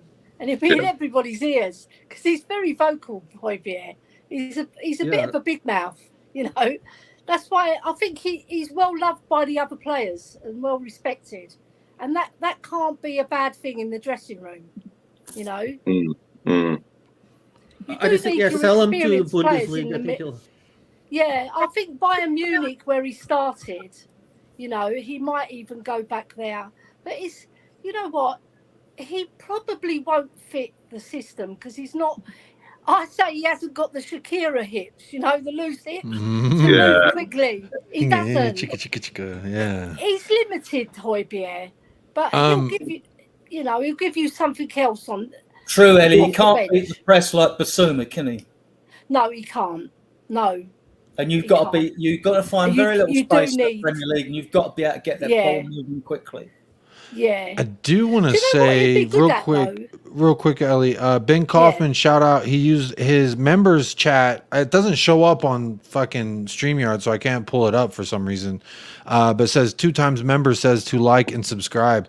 It's a good reminder. We're here almost at 90 minutes. Please do hit a like if you haven't already. Hit that subscribe. Much appreciated. Also, if you do want to join, the link is in the chat. It's pinned to the top. If you want to join, have your say, feel free to do so. Alan, I believe they were talking about Pierre-Emile Højbjerg, not Skip yet. We can move on to Skip. I said keep him on the bench. Like, I don't know. When he says he's like, I said Skip would be on the bench as a reserve player. Are we expecting now that we're going to have only world-class players? Like, I'm trying to, sure, I would love to sell Skip as well and bring in everybody that's awesome on the bench. But I think we have to be somewhat realistic of where we are, especially if we're looking to sell a lot of our English players, right? Tanganga's gone. Winks we want gone. Like, at some point we have to have some English homegrown players, right? Well, I don't think Skip. That box. I don't think Skip is great. I don't think he should be a starter. You have to have 7, don't you? You have to have 7 home. Is it 7 or 8? Is it 8? Right, I read 7. Under 21s don't count. What's has to be 8. So you can have 17 foreign players, and 8 that gives you 25. You know. Yeah. As a matter of interest with the 25, if you've got 2 for every position and 3 goalkeepers, right? 2 for every position, that's 22. An extra goalkeeper, that's 23. What would you make the squad up with the other 2 players? Yeah, I think you don't even need to have necessarily the full squad, right? Because like Adrian's saying, you can kind of go for a shorter squad. Like you just can't have that many extra foreign players, right? But you need some. Yeah. You need some homegrown club-trained players. Because we're not in Europe this year, so we can have a shorter squad. But I think at some point we want to be in Europe, right? So we might want to not have to rush it all next year. But all I was saying with Skip is I don't think he's amazing. I don't think he should start for us. But as a bench player, I see he has a role. I don't see why we would.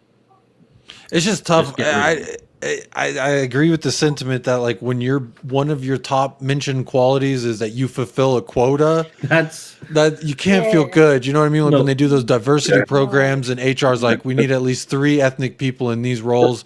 And then you're like, oh, I got the job, honey. I'm so excited. And you find out, oh, the reason why you're here is because you fulfill a quota that we're trying to fill of depending, people who've played in England long enough. So it's funny to me. I like Skip. I think he's a good guy. I don't think he's good enough. I don't think he's nowhere near good enough for him. And I would like to see like a loan deal, maybe send him for 2 years to like a Bournemouth or a Nottingham, let him go have fun. Maybe he can grow into something, maybe. But at this stage, he's not good enough to start. He's not good enough to be bringing it off the bench. If we're bringing a midfielder off of the bench for our super souped up, nice midfield that we just built out of nowhere, I would pick Hojbjerg over Skip to come in because Hojbjerg, I think, can at least put in a shift for 20 minutes and go rattle some brains. I'm fine with that.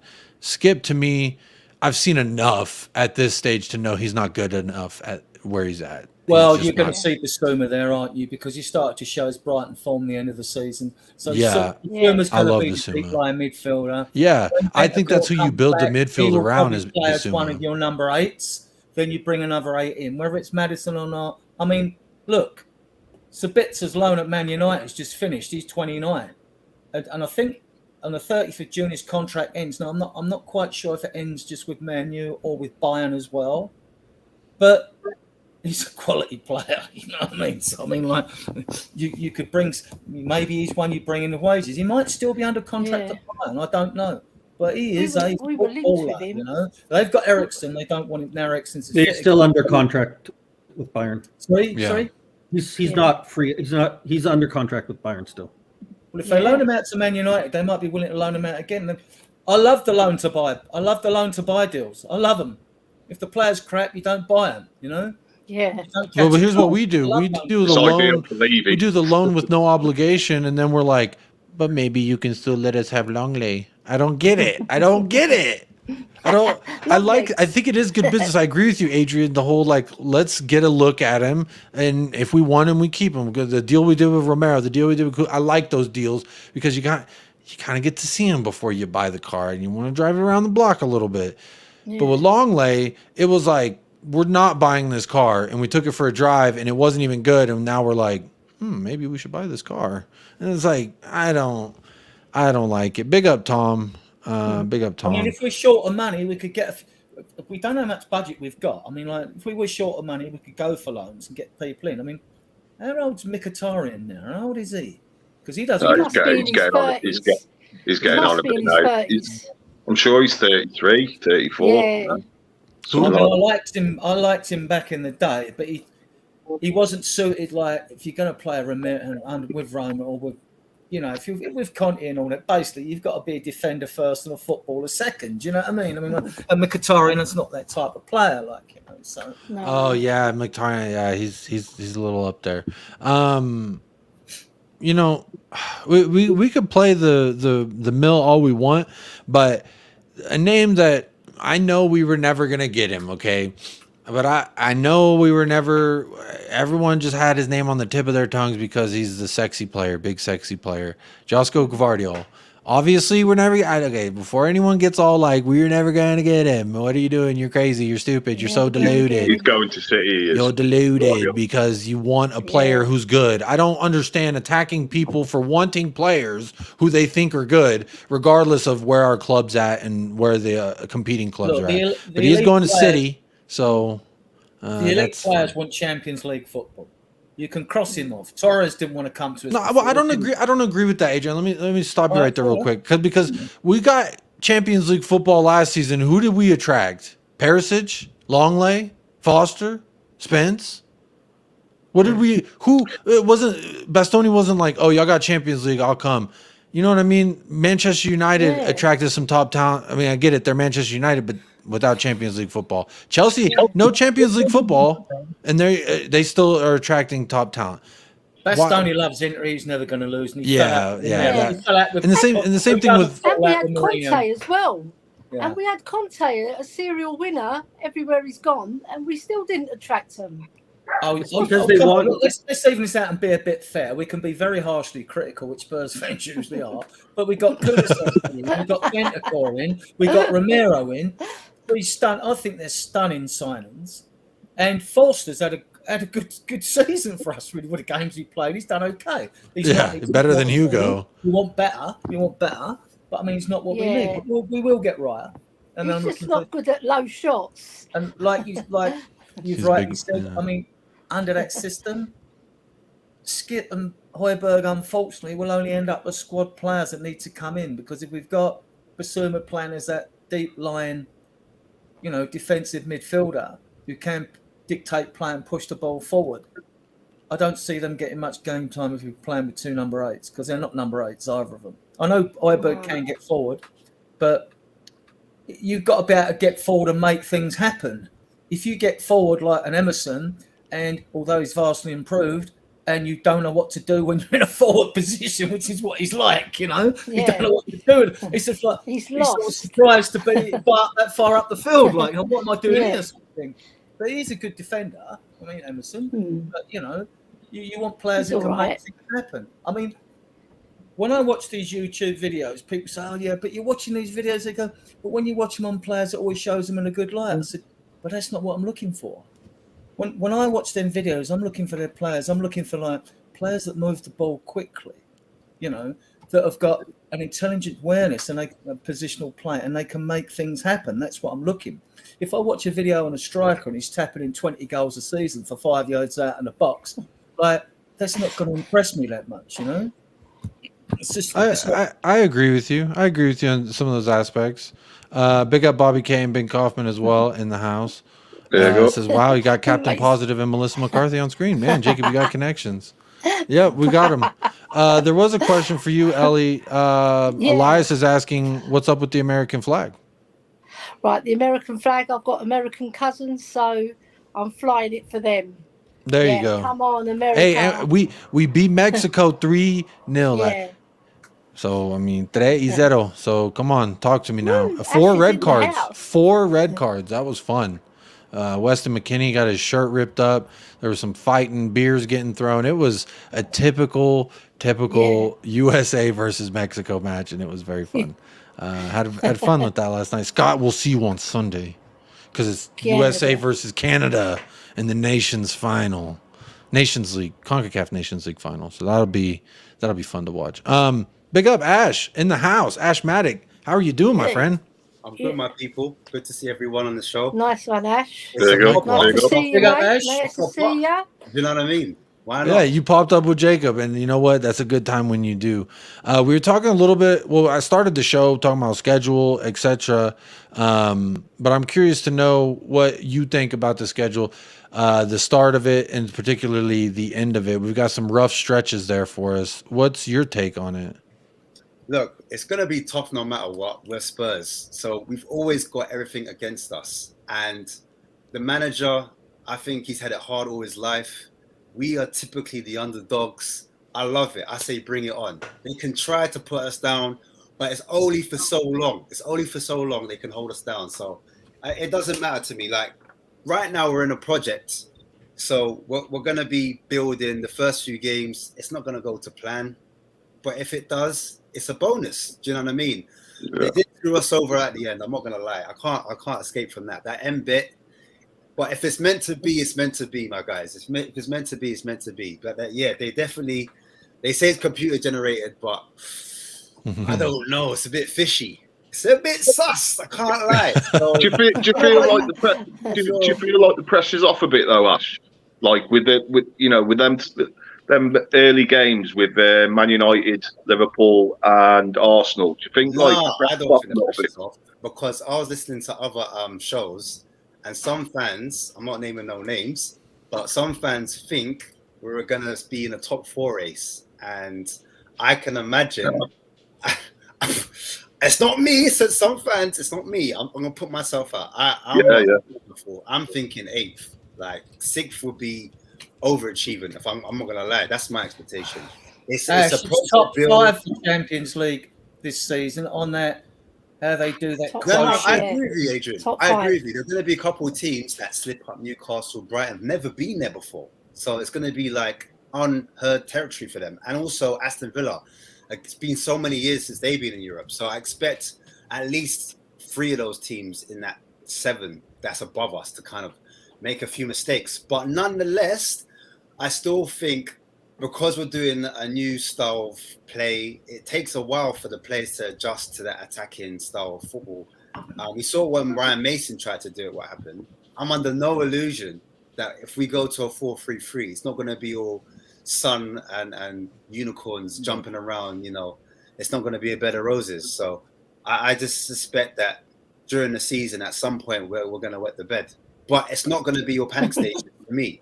I'm confident. I mean, with only one game a week, and like I said, when people were going through the fixture list, look, every game's hard, and what you can group any section of teams together at any part of the season. Oh, that's going to be tough. You don't know where you're going to be when you play them, and if you're confident going into those games, naturally you're going to think you win. If we go into the end of the season group of hard games, the teams that have finished above us at the end of the season, you're going to go in there with fear if we aren't doing well. But as I said earlier, Ash, you don't even earlier.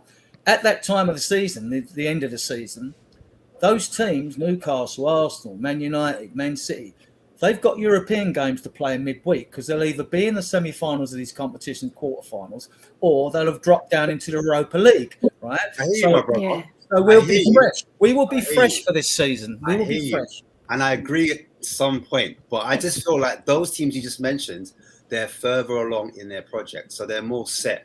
Where we're not set, it'll be different if we were set in our projects and the manager was like 2 or 3 seasons deep into it.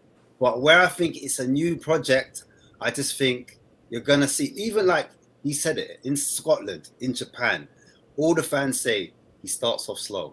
So if he starts off slow, it's a bit rocky. I expect us to push on next season, if I'm being honest. If I'm being totally honest, I think next season, I think you'll see elements of the style of play. The football will be entertaining. We'll get behind it. And as fans, I think, we'll be like, all right, cool, patience, whatnot. Yeah, we've got to be patient. I mean, that's the key. Yeah. That's the key. That's the key to all Spurs fans is be patient with this project, because this isn't going to be, a one season thing. We're going to have 3 or 4 transfer windows, to get a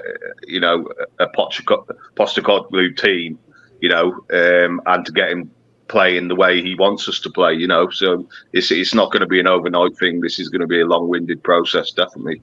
I mean, Pochettino, his job was on the line till he got that away win at Aston Villa. But at that time, our expectations weren't as high as they are now, because he raised our expectations when we thought, we've been happy to get in Europa League. But at that time, we were like, and everybody's going like, he's come from Southampton, no one knows him. Look, the people are moaning. I don't, I'm always a believer, like, while we're in a competition, we can win it. I don't care if it's the Champions League and it's very unlikely we're not going to win it. While we're in it, we can win it. It's my attitude, and I always believe we can get the maximum points. I think it also depends on what type of players he brings in, because he'll know what type of players he wants, but whether he gets them, that's another thing.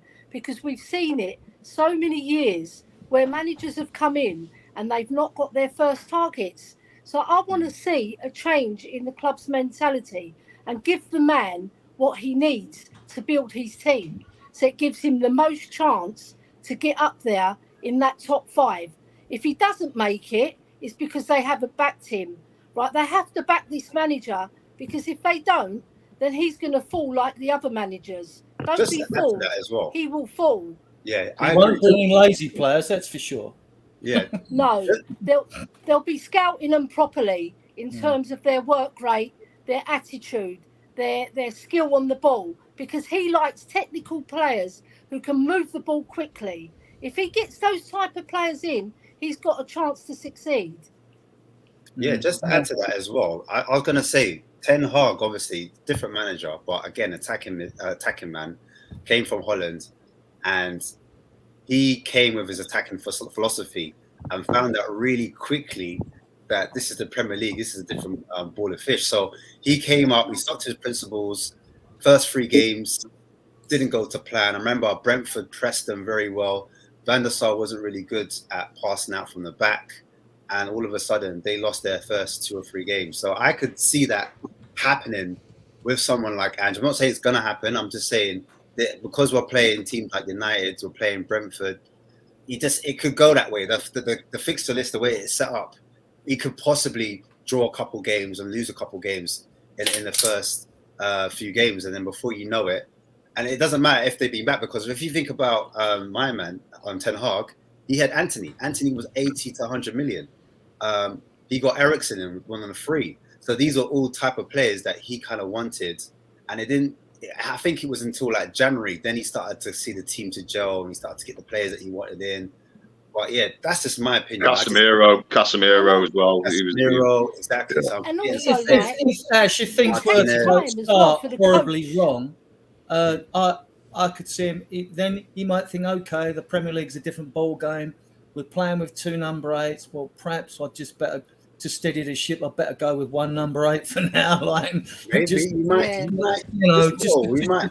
But he's a man who's he's a footballer. He's experienced. He's 57 or whatever. He'll know when to change things and tweak things up. He should know that, you know. There's a great video out there that I definitely recommend if no one's seen it. I don't know how long ago it was, but it was a young, thin Ainge Postecoglou managing for Australia at the time, and he was arguing with some dude, some newscaster guy that was like, he was telling him that he doesn't take responsibility, and you need to take your responsibility for your poor performances and the losses and the this and that. And he's like, they were going back and forth, and it was a great little. I thought he held his composure pretty well in that. It was fun to see him kind of firing it back.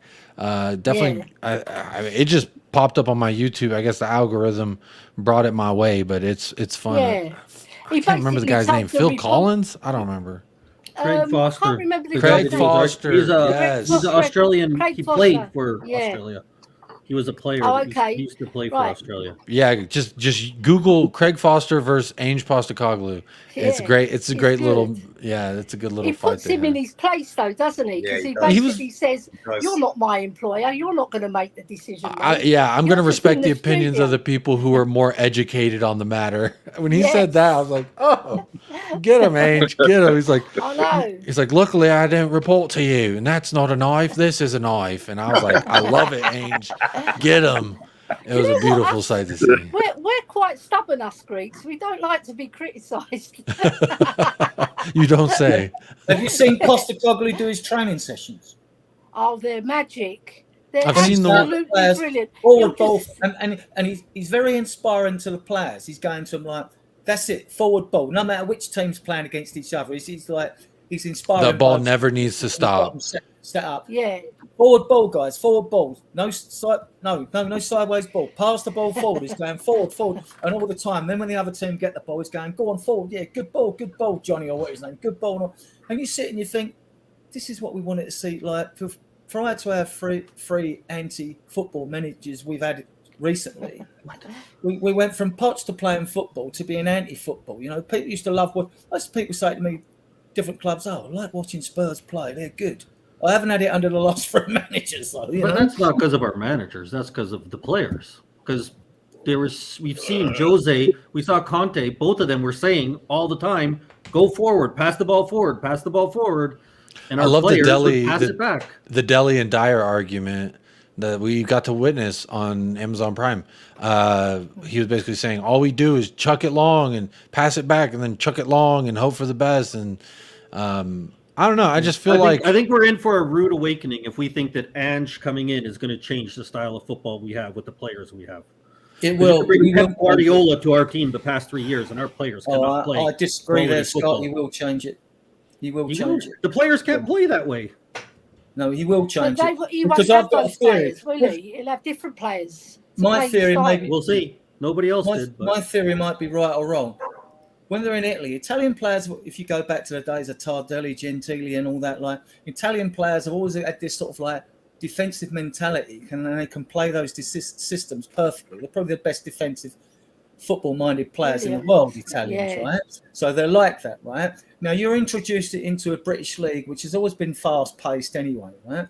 And I kept saying to people, well, if you're going to play that, and now you've got a break to counter attack. When we counter attack, it looks good because we got world class forward in KANE and we got Son and all that. But with playing that system, and you're used to being at the back when you can play an easy ball, right, a 5-yard pass sideways or back to the goalkeeper all the time, I think it's created a negative mentality in the squad. by playing that way because we're not Italian footballers. And I think that negative mentality, it's easy to drop out. Every time we got a goal in front, we defended a 1-goal lead, which is precarious at times, especially us. We won some of them games, don't get me wrong. But, I mean, I didn't enjoy watching it. I'm a season ticket holder. I don't enjoy watching it. You know, I live a mile and a half from not and walk there. I mean, I love the club. I've been watching the team play for over 60 years. I watched the double side play, you know. But the thing is, I'm talking about. Go on. We were trying to see out games, like, you know, when we were 1-0 up and whatnot, but we can't defend. We can't, like, when there's pressure on our defence, we couldn't hold it out. You know, a 1-0 lead, even a 2-0 lead, we couldn't hold out. You know, and this is why it's so important that we get new defenders in this team. You know, to sort that back line out, because you have to start from the back. You have to have a core at the back to have a good team. You know, especially with the goalkeeper. Yeah, and it showed, didn't it? You know, we can win games when you got world class forward like KANE. You can win games. We win against Brighton and we lose against Brentford. This should have been the other way round. We should have beaten Brentford and Brighton should have beaten us. You know, that's football, isn't it? You know, Brighton gave us a footballing lesson at White Hart Lane. They deserve to win that game easily. Ellie, most teams have a footballing lesson. Brighton. Troy Parrott's on the bench for Ireland, by the way. They know how to play. They know philosophy, how they're playing. Do you know what I mean? We didn't know how we were playing.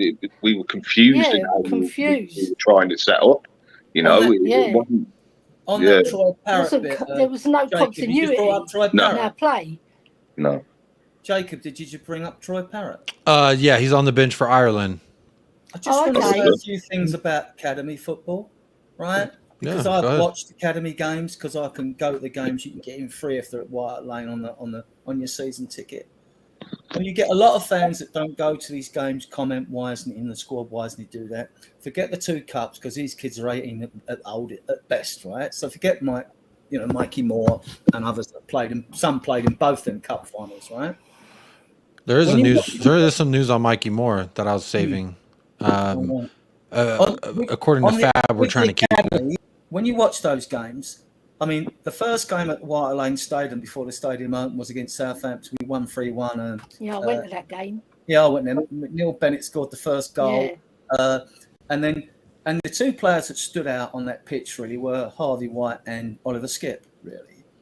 Now, I've watched academy games when I've seen Dwayne Scarlett stand out, and he is a prospect player. But the problem with, and I like Malachi Walcott, and they've just let him go to daylight. But see, this is how you can be proved wrong. But the problem with the academy games is, no matter how well them players play, the games are not. It's just not competitive. The academy league is just not competitive to judge a player on. You will get the players that stand out. Dylan Marcandy, right? Yeah. Who left for Blackburn, right? Mm-hmm. Well, my issue with Dylan Carmack, whenever it's, look, that Spurs have lost another good recruit. Hang about. Harvey White, Oliver Skipp, Dwayne Scarlett, Troy Parrott, et al. Have been out on loan to other clubs, right? Dylan McCandy has never been out on loan to another club. So you couldn't assess him playing in the Championship and things like that. And all I'm saying to Spurs fans is like, just be careful with academy players. And when we lose one, Raymond Mundell will lose. We lost the other guy, Makueti. You've got to be very careful with don't just jump on a bandwagon because a player's played a couple of good games for the academy or is on a good role that he's going to kick on. Because only 3% of academy players make it and become regular members of the first team squads in the Premier League. And bear in mind that in the Premier League, most of the academy players that make it and come through come from the less wealthy clubs who are forced to play young players because they just haven't got the resources big clubs like Tottenham and Arsenal and the teams have got. So they don't come through at all. And then they do go abroad, and some of them do it. But then the wealthy clubs know, well, okay, if he goes away, he does well, we'll buy him back. You know what I mean? So they can do that. You know, and that's what I've got to say. Just be careful when it comes to the academy. You know, my problem, the reason why I don't think we get a chance to see the likes of a Romain Mundell, Madueke, Marcus Edwards is because this managerial paradigm that we're always in. Jose's not going to risk his reputation on young kids. Conte's definitely not going to do that. You could argue maybe Nuno would, but the thing is, when there's no clear pathway for anyone to come through, that is when I start worrying. If Skip is the best that we could squeeze out of our academy, then there's a problem at the academy level. If Winks is the best that we can squeeze out of our, I'm taking Harry Kane out of the equation here because I feel like he's an anomaly. You can't really use him in this litmus test. My issue is, why doesn't he want to sign the 5-year contract? There's a reason why, right? Clearly, he believes he's better than we believe him to be. And to me, whether that is true, it remains to be seen. But the frustration, if you're 17, 18, and you're frustrated at Tottenham Hotspur and you don't want to sign a 5-year contract, or you don't want to sign what we offer you, clearly there's a problem. And he's not the first, and he's not going to be the last. To me, that's a systematic problem. The fact that there is some kind of clog there. So I do agree with you, though. Not every academy player is going to be great. I mean, I've been hearing Alfie Devine is the next coming of Dembele for 5 years now. I've heard Oliver Skipp's supposed to be a future Spurs captain, and I ain't seen nothing to show me that Oliver Skipp is a future Tottenham Hotspur captain. But Jose said it. I respect Jose's opinion. There's something, and that's what I'm saying is like, if Skip is the best thing coming out that we got lately, there's a problem at the academy. There are two that do stand out. I mean, Scarlett and Divine, I think they'll make it in the Premier League. Those two will. Others, Parrott did exceptionally well a couple of seasons ago. Then he got injured. I think he's injured for a lot of part of the last season and all that. He's got something about him. I mean, he makes the Irish squad, but I don't know.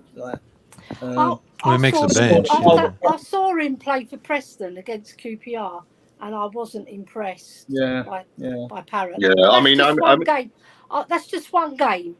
Yeah, I mean, how many loans has he had though? He's had quite a lot. I mean, he hasn't had it. His goal ratio ain't great either.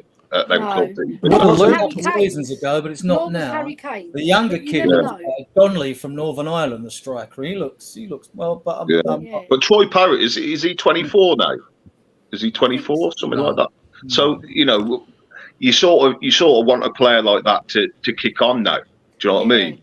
And he's been at the club for a while now, and he's been been on loan a few times, and he hasn't. He's 21. You look at the changes. He turned 21 this year. Kane was 21. Sorry. Playing rubbish, right? Van der Vaart said Kane was crap. He said shit. Actually, his actual words, right? This is where you can be proven wrong when you're a class player like Van der Vaart, right? And he went out loan mill, and we were going to sell him for 500 grand. Yeah. And then something happens with players that work hard, and thing is, you have all the talent in the world, but you've got to have the work ethic. You've got to have that work ethic. You've really got to want it badly, and like Kane does. That's why I believe he'll finish his career at Spurs. I believe he'll get enough goals next season to tempt him to either sign a 1 or 2 year extension if he just wants to go for the record and then leave, or he'll sign a career-ending contract with Spurs. I believe that. I just the wording, I found it funny. Like, if he signs that contract, it is career ending because he's never gonna leave. We'll never let him go. We'll haul around the carcass of Harry Kane when he's gone, and we'll say he's still here. He's one of our own. And it's just funny to me. Well, we knew he was going to stay next season. Kate is missing. She's expecting her 4th child if she hasn't had it already. She's supposed to, be expecting. Yeah, but hey, you got enough money. You can send 3 people to carry her. Normally, you think if a player's going to move abroad, they're going to go when they're a bit younger than 29. I mean, no, not necessarily. I like being positive and delusional. I love my club. I love it, Adrian, and I wish I felt that way about Harry Kane specifically, but I look at the family aspect and I look at it like, man, if I'm a multimillionaire and the biggest club in the world, i.e. like a Real Madrid, come knock, I'm not saying they will, but there was a moment where they looked like they might before Mbappe decided to say, I'm leaving PSG. But before that, if Real Madrid come calling, that's not a phone call you don't answer.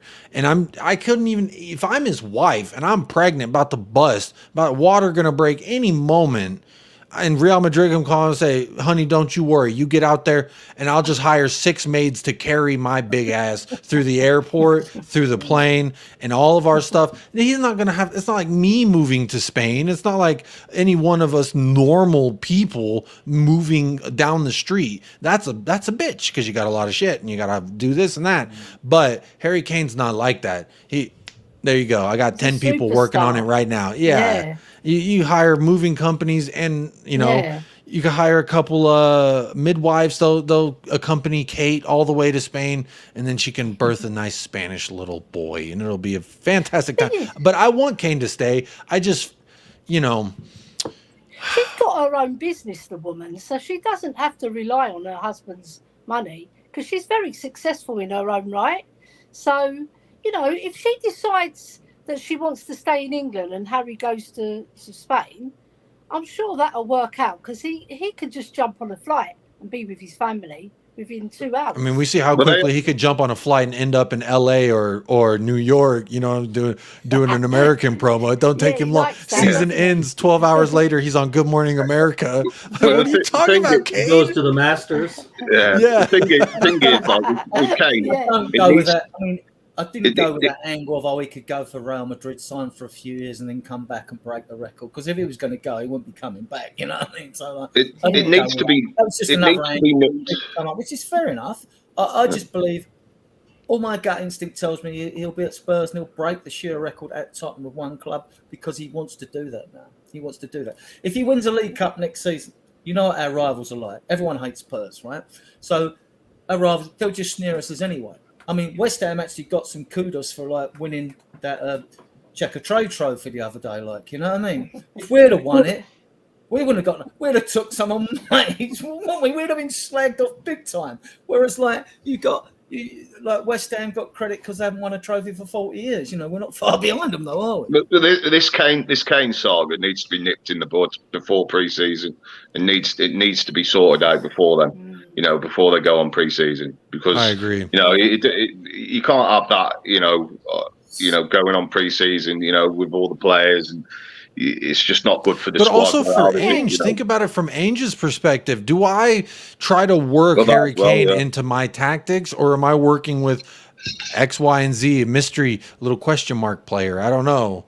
Ash, what do you think? Is this a problem with the Kane saga? Does this need to be wrapped up now or yesterday? Or is this something we can put off and we can take care of it when time comes? Because at the end of the day, we've still got him locked in the house for at least 12 more months. Just a quick fire round, yeah, because I've been waiting patiently. The reason why we played the way we played under Jose and Antonio Conte, we played further back, so there was more space in behind and we can attack it. So when you're further away from the goal, then you're not going to, the style of play is different. That's just number one. Number two, the academy, the boys were told that you need to play Champions League football. They've been told to play a certain way.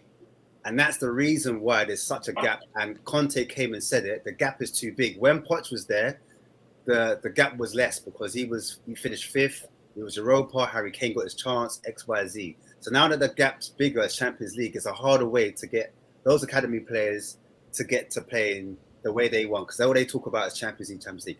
Now, back to this point, what we're talking about. Kane. That's a good point, though, Ash. That's a good point. No, Kane should have come out yesterday, long time, and said, I'm happy at Spurs. I'm a one man. There should be no ambiguity. After that City situation, where Charlie, obviously his brother, tried to get him out to Man City, people are saying, it might have been him. He's the reason. His brother's the reason why he wanted to move. Kane never turned up to training. He didn't even play the first match. He didn't play the first match. He down tools. No. Like when he did play, he wasn't playing like his normal self. Didn't score for a while. So you could tell his head was gone. It wasn't just Charlie. You understand? And he was like back from his holiday. Yeah, exactly. So he come back from his holiday late, whatever. Anyway, fast forward 2 years, we keep getting linked, but he's never come out once and said it with his chest. I am Mr. Tottenham. I ain't going nowhere. I'm dying for this club Tottenham till I die. Hold tight, Queen in the right. But you get what I'm trying to say. 100%. That's why there's so much question marks. That's why there's so much media coverage. That's why Neville came out. That's why Shearer came out. That's why people keep X, Y, and Z. So he could just end it right now. Right So now. you're saying he needs to do his LeBron James, I'm either going to Miami or I'm staying in Cleveland Sunday special. The way we ended, we finished 8th. We lost managers because he was even lowering his expectation. He was even like saying, "You can't turn your nose up at a conference cup. You can't. You got to go after Ash, it." I've got a question for you. But then we didn't even achieve that. So then now I wanted that conference cup so bad, man. I wanted that conference cup so bad. I'm waiting to see how the new manager gets involved and how the tactics are played out, whatnot. See where we finish as well. And then he makes his decision at the end of next summer whether he's going to go or come or leave on a free, etc. If he is to leave on a free, I'm not saying he is going to leave on a free, but if he was to leave on a free, I would have preferred him to leave now and give the club some money so we can reinvest that XYZ. Not to say we would even spend that money properly anyway, because this is Spurs, by the way. But go on, Ash, I've got a question for you, right? Because you're good with stats and tactics, and I haven't thoroughly researched this at all. When Poch was at Southampton and he played this high press system, Southampton were storming it up till Christmas. They didn't have a big squad. Then they fell away. They started to get a few injuries, right? Yeah. And my question's been where you would actually play KANE, because I've noticed since we haven't played a high press system, KANE has had no ankle problems for about 2 or 3 seasons now. Right? So I'm wondering if eventually a high press, and you notice with Liverpool, they played the high press and then they've got loads of injuries. And every team that seems to have played it, apart from Man City, has got a big squad. I'm wondering if the high press eventually is detrimental to a squad, that you will incur more injuries, so you need that big squad. And in that case, if I'm right, I'm guessing. I mean, I don't know. I've not seen no science on this. I'm guessing then that then you won't want KANE to be one of your pressers. You'd want him as a number 8 or a number 10, because then Richarlison be perfect at it. You know? That's right. And then you'd have to have Kulo and Son and KANE behind them. That's right. So got it. I think KANE should, if we're going to play the postecoglou system, I think KANE should be playing as a number 8. KANE, for me, will eventually play a false 9 system. I personally think that's the only way it would work. Or the 8, as you just said, the more attacking of the 8. It's the only way he can fit in without him getting injured, unless we're going to rotate KANE. If we're going to ask him to press, we're going to have to rotate him, and in certain games he's going to have to come off 70 minutes, 75 minutes off, because he's not going to be able to, like you said, as soon as he stopped pressing and Mourinho switched up his role, saved his legs, saved his ankles, no injuries, and he's able to do more of a role where he can sit back, dictate, play, and then when he's ready, he can enjoy the front line. He can burst forward and he can score goals. He can do a bit of both. So, in my opinion, I think Rich does come on. Rich just is a willing runner, a bit like Kyogo for Celtic, their striker. Sometimes for long periods of the game, he got absolutely no balls into feet. Absolutely no balls. He literally just did the running for Celtic. And that was him trying to open up passing lanes for the attacking mids, for the wingers, because that's how they play. Play a bit like Pep, where Pep plays positional football, where 3 players can't be in a horizontal line, or it's a maximum of 3 players, shall I say, a maximum of 3 players on a horizontal line, and a vertical line, only 2. So when you've got KANE dropping in, what that means is you're going to have maybe 3 players that are going to run in front of him. So balls are coming into KANE, and KANE's just doing the balls over the top, or he's feeding balls X, Y, X, Y, if that makes sense. Yeah. So, I'm waffling, but Look at this. What a great addition to the panel real quick. Alex, THFC, Hi, Mr. Alex. Box Office himself. He is blessing the stream. I'm going to remove that. I don't know why I just added that. Also, Greece just went up 1-0 versus Ireland. So, Hellas, come on, you Greeks. Come on. I'm going to open this question. I do need to run and grab some water real quick. So, I'm going to be a couple minutes. But, Alex, my friend, we're talking about KANE. And I think it's a perfect time for you to come in and join the conversation. coming back as well. He doesn't like Big up it. Alex. We're doing it again. Doing it again. We're doing it again. I'm so bored of this subject. It's so boring. Honestly, so boring. Talk about it then. Honestly, it's so boring. Because it's so What boring. bores you most about it?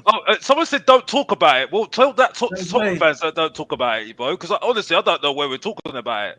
Because like I said already, Right? Do top clubs talk about their top players that want to leave? No, they just get rid of them. Again, great example, by the way, and we're told that West Ham are in the mud. We just won the Conference League, and they just told the top player that they're going to leave. He's going to leave. Well, Alex, we don't know if he wants to leave yet, do we? That's the whole thing. Phil. Like I said before, big up to you, by the way, bruv. But the fact is, bro, that's not a top club, bruv. You know what I mean? You know, that's why I said, and I said it on my channel, Mr. Box Office TV again, talking the truth again. You know what I mean? On the road to 1,000, 1,000 subscribers, like I said every single time. You know what I mean? Like I said, yeah. If we're still talking about Kane, what's about the other team members, bro? That's what I'm saying. Yeah, I'll get that. I've said it already. We've spoken about him 2 years ago. We're still doing the same thing. So what are we doing? I mean, the only way I want Kane to stay. I do. He needs to sign that contract. You know, if he doesn't, then I can't see Levy just letting him go on a free. I can't see it. Well, newsflash, Phil, he ain't signing the contract. He ain't signing it. No, in my opinion, that's the only way I would want him at the club, is for him to sign a contract. That is the only way I want him at the club. Newsflash for you: he ain't signing that contract. Because if you sign that contract, he would sign it right now. Would have said something right now. Said, you know what? I'll sign the contract right now. But if that's the case, Alex, in my opinion, I want him to go for 100 mil, 80 to 100 mil. He ain't signing the contract, Phil. Even if we were wishing for it right now, he is not signing that contract. He's sitting there right now thinking, "Oh, these mugs are going to sit here for about a year with us," and thinking, "I'm going to stay," and then he's going to sit there and say, Nah, I don't fancy it at Tottenham anymore. Nah. Yeah, I'm not saying he's going. I'm not saying he's going to, but that's the only way I would want him to stay at the club. Yeah, but if he did, I love to be married right now. I love to have £1 million at the moment, but it ain't gonna happen, isn't it? You know what I mean? But it's like if he doesn't sign a contract, Alex, then I would want him to go for 80 to 100 million. That's the point I'm making. It ends the debate straight away. You should go either way. This is what I'm saying. I'm bored of this conversation because, like I said before, West Ham have just told Rice, saying, "Sorry, mate, you need to go because we need your money for you." You know what I mean? That's a club that's actually organised and saying to themselves, "We need to do something." Oh, by the way, they've got a director of football. By the way, we still not got a director of football. I was promised that. By the way, where is that? So time's ticking. You know what I mean? Time's ticking like Friday night because the sun's still out as well, by the way. But you know what I mean? So that's all I need to say, and that's it. You know what I mean? By the way, big up to my boy Ashmatic, by the way. This is not a dig at him, by the way, all day long. You know what I mean? And big up to my lady, offered Rice Ellie, by the way. Contract, and he turned it down. Rice turned down the contract. Kane will see out his contract with Spurs, and in January this year, right? January next year, he if he's not happy, then he'll talk to other clubs in January like players do with like 6 months of the contracts to go. But my gut feeling is he will stay. He will be at Spurs. He will finish his career at Spurs. That's I could be wrong. I don't know. Why wouldn't you sign a contract right now? I respect you, Adrian. But he's a loser then. I'm sorry. I'm done with it. I'm sorry. I can't do it anymore. We need to move on from Harry Kane. People tell me I need to move on from Pochettino. I need to move on from Pochettino. Yeah, I need to move on from Pochettino. But the fact is, we're all familiar. What we've done with Harry Kane since he's come here, or Champions League, great. Yeah, but I've got so much memories. Yeah, Honestly, I need to move on. I need to see something better. I need to see something more. Until then, I'll start backing this, and that's it. And that's all I need to say, because Mr. Box Office needs to go off now and enjoy the summer, and that's it. I'm done. Right, back up. Big up to everybody else. I'm done. There you go, Bob. Big up, Alex. Bye. There he goes. Alex is wrong when he says that Kane is a loser now. He's wrong when he calls him a loser now. But if Kane signs a contract and stays here for the rest of his career, he's 100% a loser. And I love Kane. But if he's fine not winning anything in his career, he's fine signing up, too bad for him. He's only a loser. I get the argument. If we don't win anything. We're not winning anything. It's not We're even not. How that do you either, know? Ellie. It's You not don't Because that. know look at our that. club. We're not close to You winning anything. can't- We're farther you away can't that predict at all. that. winning anything than we Look ever what have Leicester been. did. You can't Right. predict it. Look Yeah. what Leicester did. They won a league championship and an FA Cup. Right, They were Even farther Wigan ahead than won we the are. FA They don't Cup have the against competition we Manchester did. City. You Right. can't predict it. Football You can can't. change very quickly. You're It saying can what? change very Football makes can quickly. change It's very not quickly. always Yes. what makes a great player. I'm not winning saying we a- will, It's but nice if they win trophies, winning loads of trophies. My experience of watching football of over 60 odd years, right, is that I've watched foreign international teams. I watched Pele play and all that, right? I couldn't tell you what Pele won. I know he won World Cups with Santos and all that. I know he played for Santos and he scored 1,100 goals in like 1,400 games or something, right? My favourite player of all time for what little I saw of him. But I mean, like you could talk about great Italian players and all that. You could talk about Tardelli and Gentili, Cabrini at Juventus and players like that. I couldn't tell you what they won, right? There's lots of great players out there that we all thought, yeah, what a superb player. You see them on European nights at Spurs. I couldn't tell you what they won because I didn't follow them or their clubs. I just watched them when they were playing their international sides. It's not, I get the argument about trophies and that, right, with a great player. But there are players that aren't World Cups that haven't won World Cups that should have won Cups. It's not simply There's great it's a players nice that media not won talk show trophies. chat to have. Oh well, he's not ambitious and all that. Anyone that says that KANE ain't ambitious is talking out their rear end. What are you talking about? Of course it is. It's so hard. He's so dedicated to get where he was, right? And he's not as quick as Shearer was. He's not the quickest forward in the world, is he? If he had more pace, he'd be be another Haaland or even better because he play the ball from midfield. But no, Kane, what's wrong with just loving your club and playing there? Perriman played 850. There's nothing wrong with it, but that means that he's not ambitious. No, if you're ambitious, you try to win things. You think Kane doesn't want to win things in England? If he signs a contract to end his career with Spurs, then he's telling us he isn't ambitious to win things. It's the club that's what he's telling down, us. not him. He has I don't disagree with you. I'm saying I do not consider Kane a loser right now because it's the club that's let him down. Yeah, if he has the chance to leave after seeing everything that we've seen. Let Scott finish his point real quick. I just want everyone one at a time because I like this debate. Y'all both are presenting really good arguments, but I want a chance to hear both sides of it.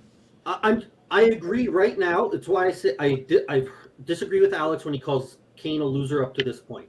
I think he has been let down by especially Levy and the players around us. We've never played in a final where we've been close to the better team. Every time he's played in a final, he's been on the worst team because of the players around him. But at this point in his career, when he has seen everything that Levy does, when he has seen the best squad that he will ever have at Spurs not get backed, not have us buy players, not reinforce it. If he decides to stay at Spurs, that's great that he loves the club, but it shows that he's not ambitious because there's no reason other than you guys saying we could get lucky. There's no footballing reason to think that we're going to win trophies in the next 5 years. And that's what his career would be. So he's choosing to put his love of the club, which is great and commendable. I will respect him for loving the club that much. But to me, it shows 100% he's not ambitious and doesn't care about winning trophies. I mean, has he had a meeting with has he had a meeting with Levy yet? You know, there must be a meeting with Levy and Kane. You know, surely before the season starts. So you know, Levy needs to persuade him. You know, to say to him that look, this is the plan. This is how you know we're going to go forward. We're going to spend this amount of money. You know, just stay here and see it out. You know, and he's going to have to do that. He's going to have to, you know, get Kane to stay. But whether that'll be enough, I don't know. But it's all about. I get what Scott's saying about the ambition. You know, Spurs haven't won a trophy for how long now? You know, and Kane's been at that team, you know, for a while. So he needs to make a decision this year. It has to be this year. He needs to sign a contract or just go for 100 mil or 80 mil. He can't go on a free. He can't go on a free because at the end of the day, look at how much the club has invested in him. You know, and he's invested in us as well. You know, so the reason we need that money. If he is to go, we need that money for him. It's as simple as that. The reason I would prefer him to go on a free is simple. He's irreplaceable. We need his goals next season if we're going to get into Europe. We need his goals. Sod the 800 mil. You can't replace KANE for 800 mil. You can't replace him. He's 2 players in one, if not more. Ash, what do you think? Personally, it's a hard one, because at some point we're going to have to learn how to play without KANE. And in this new system, we have an opportunity to kind of kick on, build. But I'm in the camp where we don't have to rip the band off super quick, because I'm not sure we would spend that 80 to 100 million correctly. I'm not too sure. It is the right thing to do, but I'm thinking logically. What do you mean? That go-kart track is going to be pristine with that 80 mil. Come on. Hopefully, I don't know. He's going to build something to get from New York to the stadium direct. There's going to be an expressway or something soon. So everyone like me just got to get to New York, and then I can go to Tottenham. Jacob, behave, mate. Behave. We've got to stop conflating. We've got to stop conflating concerts, boxing, and all that at that club, rugby, go-karting, like. I know NFL, yeah. Protesters will use it, and good luck to the protesters, by the way. But I mean, I know they will use it to sneer at the club. It's just another angle. But those things don't do no harm. They're not on dates when football's played, and they bring much needed revenue into the club, right? Adrian, you've watched me for a while. I think you know that I like to be pretty balanced when it comes to that. I don't mind my club doing that. I don't care. I'm all for it. I want to go touch the golden cock on top of the roof. Of course I do. When I go to London, I'm doing all the tourist attractions at the stadium. You can guarantee it, because that's awesome as a foreigner, right? But I also agree to the argument, like, it's fine to focus on that, but have someone in position that's focused on the first team and what that is, because that is what built what they're able to do here. So I see it as you need to take care of the mother plant that is now giving you the opportunity to have these other side plans, like the go-karts, the Jacob, touring, I want all to that see you stuff. abseil down from that roof before you step in the ring and fight Dyer, right? No, the fight's supposed to be at Cambridge. They haven't gotten back to me yet, Eric Dyer or Cambridge. But Eric Dyer may not sign that contract, because if he leaves, there's no point in fighting him. If he goes, bid you farewell. I'm not even going to say thank you for your service, because that's like thanking the garbage man for his services if he just left the garbage at your house every day. So, Eric Dyer was where my daughter was this week, but I'm not allowed to say where he was. Eric, but he was where my daughter was. Oh. Who was? Yeah. Eric Dyer. Yeah. Adrian, I'll say, if you think we're doing something next year, like, I agree with you. If you think we have a chance to get into Europe, then I could see why you'd want to keep KANE. Like, I think next year is a write-off. We're not doing anything impressive. So that's why I would say, why are we keeping KANE for 1 year? I get accused of being delusional in my Facebook group, you know. No, but fair enough. If that's what you think, I always believe it that in a domestic competition, while you're in a cup competition, you can win it, and I'll always believe that. Because how did you feel after the Sheffield loss? How did you feel after the Sheffield loss this year? I would walk out my front door and go to that Spurs stadium if I thought we were going to lose the game. Now I know we're going to lose games, obviously during the season. I'm not mad, right?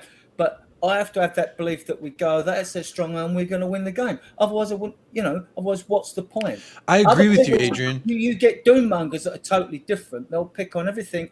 They'll reverse any positive they see and they want to reverse it. Some people are happy being miserable. Well, fair enough. I don't think it's happy being miserable, because I'm one of the people that will be called a doom merchant. I just don't see the doom merchant? Who called you that, Scott? I think Adrian said that. Was that not the term you used?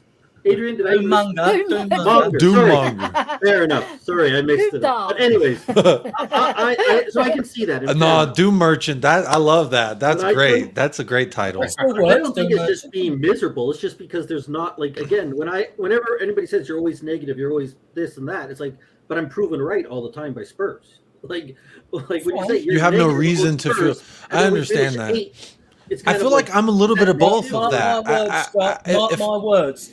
The football this season coming will be better football than we've seen under the last three managers. We'll see.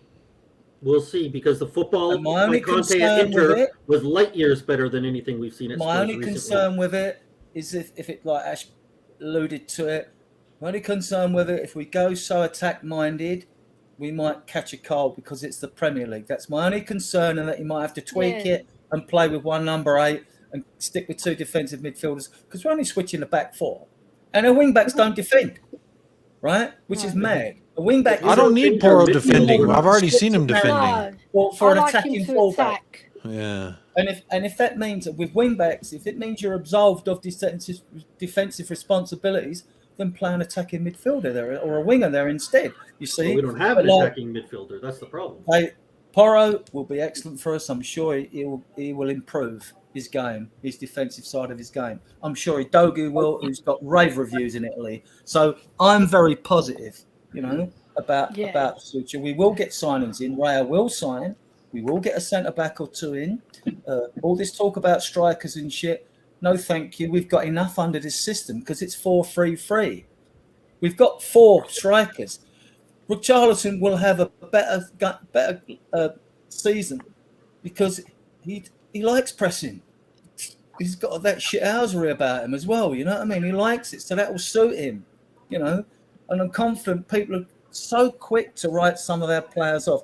That squad is only like 4 or 5 players short of like being a top class side, and considering we were shit and we finished 8th and it was horrible to watch, I'm thinking, well, it's not see when you improve in one position. If you improve at right back, you get rid of Sergio Aurier, who was a nightmare in my opinion. But like when you improve in one position like right back, suddenly your right-sided midfielder and your right-sided centre back are more confident. They think, I haven't got a cover for this person. Like, you know what I mean? They're more confident. Their game's improved. Then you improve in another position, and usually 2 players around you should improve as well. I mean, I might be talking crap. Ash knows more about tactics than I ever do, right? So, like, perhaps he agrees or disagrees with what I've said. I mean, I don't know. No, it's facts. Like, when I play football and I'm playing with 11 aside and there's the defender behind me, I'm more confident that he can do his job. As a midfielder, I naturally just drop back. I naturally will sit back. And I saw it with Sancho as well. I know it's a bad example, but when he was at Dortmund, he had Hakimi next to him. And you saw the amount of assists that he got compared to when he was with Man United and Wan-Bissaka. Wan-Bissaka going forward and Hakimi going forward are 2 different players altogether. Yeah. And so that's going to affect your confidence. And on top of it, if you're not confident already and you've had a bad start, because when he first came in, Sancho in particular, he had Ole Gunnar Solskjaer. They were under the wheel. They weren't doing too well. Then Ragnick came in, it kind of stunk it out. And then Ten Hag didn't play too well. So then for Sancho, it didn't really work. And then his strongest side is his left side. So he didn't get to play because you already had Rashford on that side. And then you got Canacho. And so then the guy saying, oh, you need to sort your head out. And it was only at the back end of the season where he started to improve. So I do hear what Adrian's saying. I do concede that point where if you do get a particular player in that position, we saw it with Bentancur and Kulusevski, how much they improved the team as soon as they jumped in. So there is a glimmer of hope if we're playing higher up the pitch as well. Some of these players are more suited to playing front-footed football, i.e. Romero. He's more on the front foot. He wants to start those attacks. So him in that position, he's going to be a lot better because he's going to be closer up the pitch. If we're squeezing the pitch, last season we weren't squeezing the pitch. We were sitting back, inviting teams on. And that's the reason why we conceded so much shots. We were further away from the goal, so we weren't doing as much damage going forward either, because that's just the style of play that both managers wanted to do. Once you're higher up the pitch, you're going to create more chances, etc., etc. But at the same time, it's high risk. It's very high risk. Yeah, so that's where you have to have competent defense. We're also playing so deep because we have nobody in our team that can control the ball. We have nobody in the midfield that can possess that ball. Keep possession. Bissouma can. Bissouma can. I think Bissouma can. Yeah. In a front-footed team, you'll see the best of Bissouma. You will. You saw glimpses of it against the last 2 or 3 games that when he came on. And he started. I like him. I believe he was pretty average in those games. But you Ash, what do you think of this? What do you think of this? I mean, I think there's also a case, don't laugh, of Son playing as the number 9. Yeah. And pushing Richarlison over on the left, because Son can't defend to save his life. He gets brushed off the ball. So he's better off playing on the shoulder of the last defender, or you put him up there in the middle. Then you could push Richarlison on the left. Langley's had no protection on the left-hand side, but he's had Davis and Perisic up that side. He's had none whatsoever. A problem was on the right-hand side of the pitch. Now that Emerson's sort of got his game together, the problem's now shifted to the left-hand side of the pitch and the central defence, because Dyer's not proactive, whereas Romero going and kick a player into Rose Ed, Dyer backs away. So, I actually think, but I just don't know what Postecoglou's going to do. That's the thing. I haven't got no idea. It all depends on the personnel he gets, right? Because he can change up the team.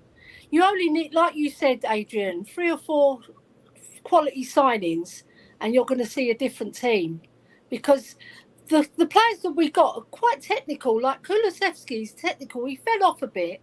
And I want to bring Sancho up as well. Sancho scored 10 goals and 4 assists last season in a season that he didn't really impress.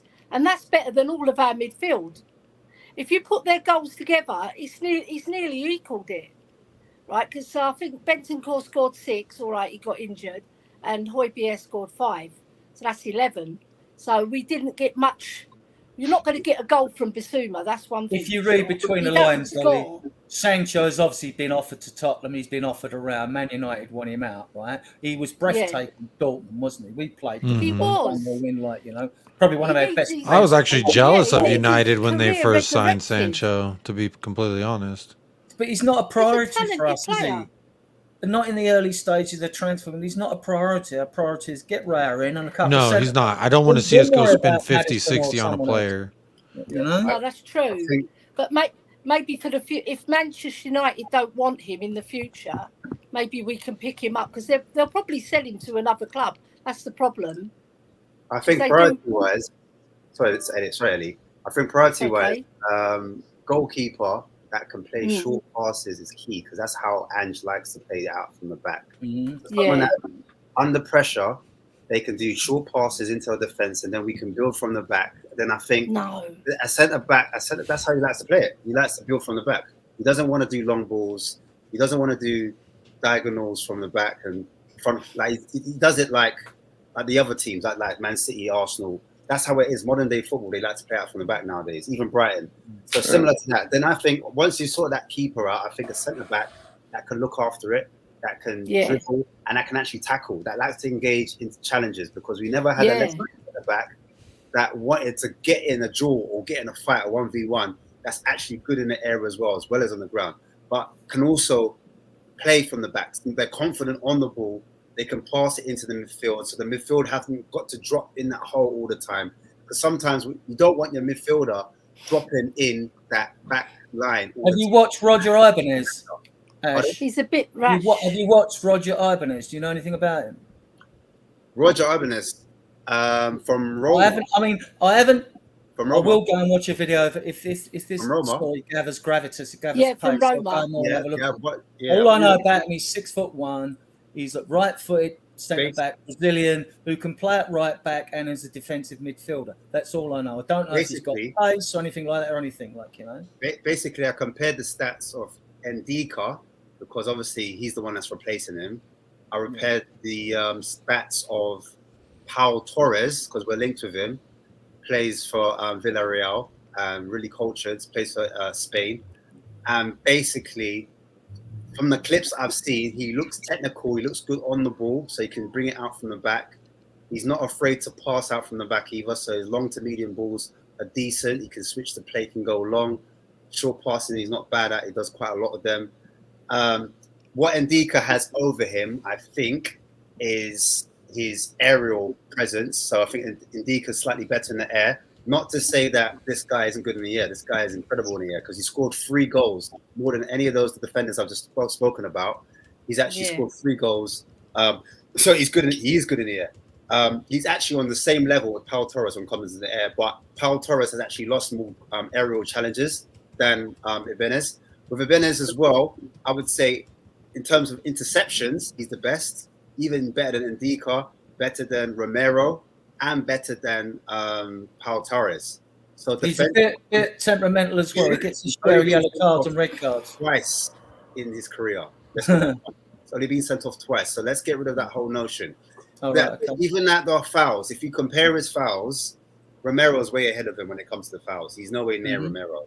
So this whole like hot-headed rashness thing everyone's talking about, go do your research, guys, because it's not the case. Don't follow what people are saying on Twitter.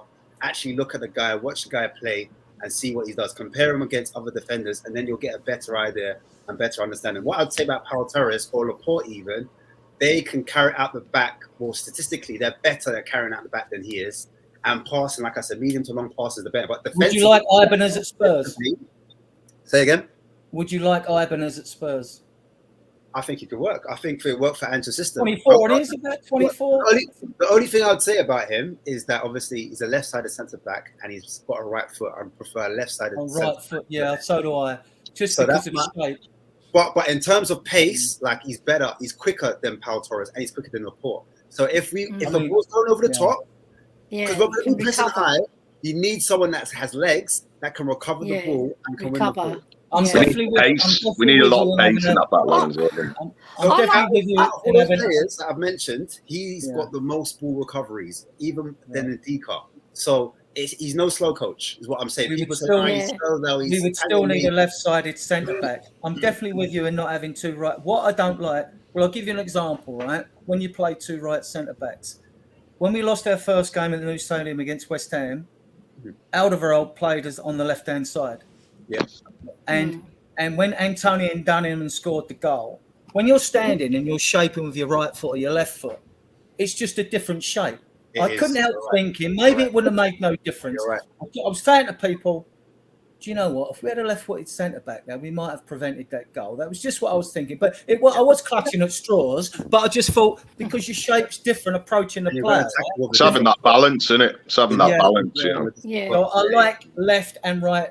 You know, Alderweireld and Vertonghen, they were perfect for us. Like, you know what I mean? Ash, you know Victor Nelson, he's been linked as well. Yeah, right-sided centre-back. Yeah. Right side, yeah. So, you know, I like him. What I've seen of him, I think he's fantastic. He's a Galatasaray. He's right age as well. He's what, 22? 22 or 23. Yeah. So he's got a good high ceiling about him. I think modern day football, as I said before, playing out from the back, perfect. Yeah. Switch a play, long balls, has it. Very composed, doesn't dive in. I'd say that about Ibanez does dive in sometimes. But this guy doesn't. He's more composed, so you've got a bit more balance. Well, obviously he plays in Romero's position, so I don't know if that's where it's going to be a squad rotation. I looked at his heat map, and he's just on the right. He's not even on the left. He's not even like a right-sided defender that plays on the left. Ash, what's the situation with Hincapie? He's left-footed. Yeah, but he's more of a. They played him this season as a wing back. They play him as a left back, right? Well, with all these defenders though, are they? What are their leadership qualities like? Because that's so important. That because we haven't got any leaders in the team, in my opinion. KANE is.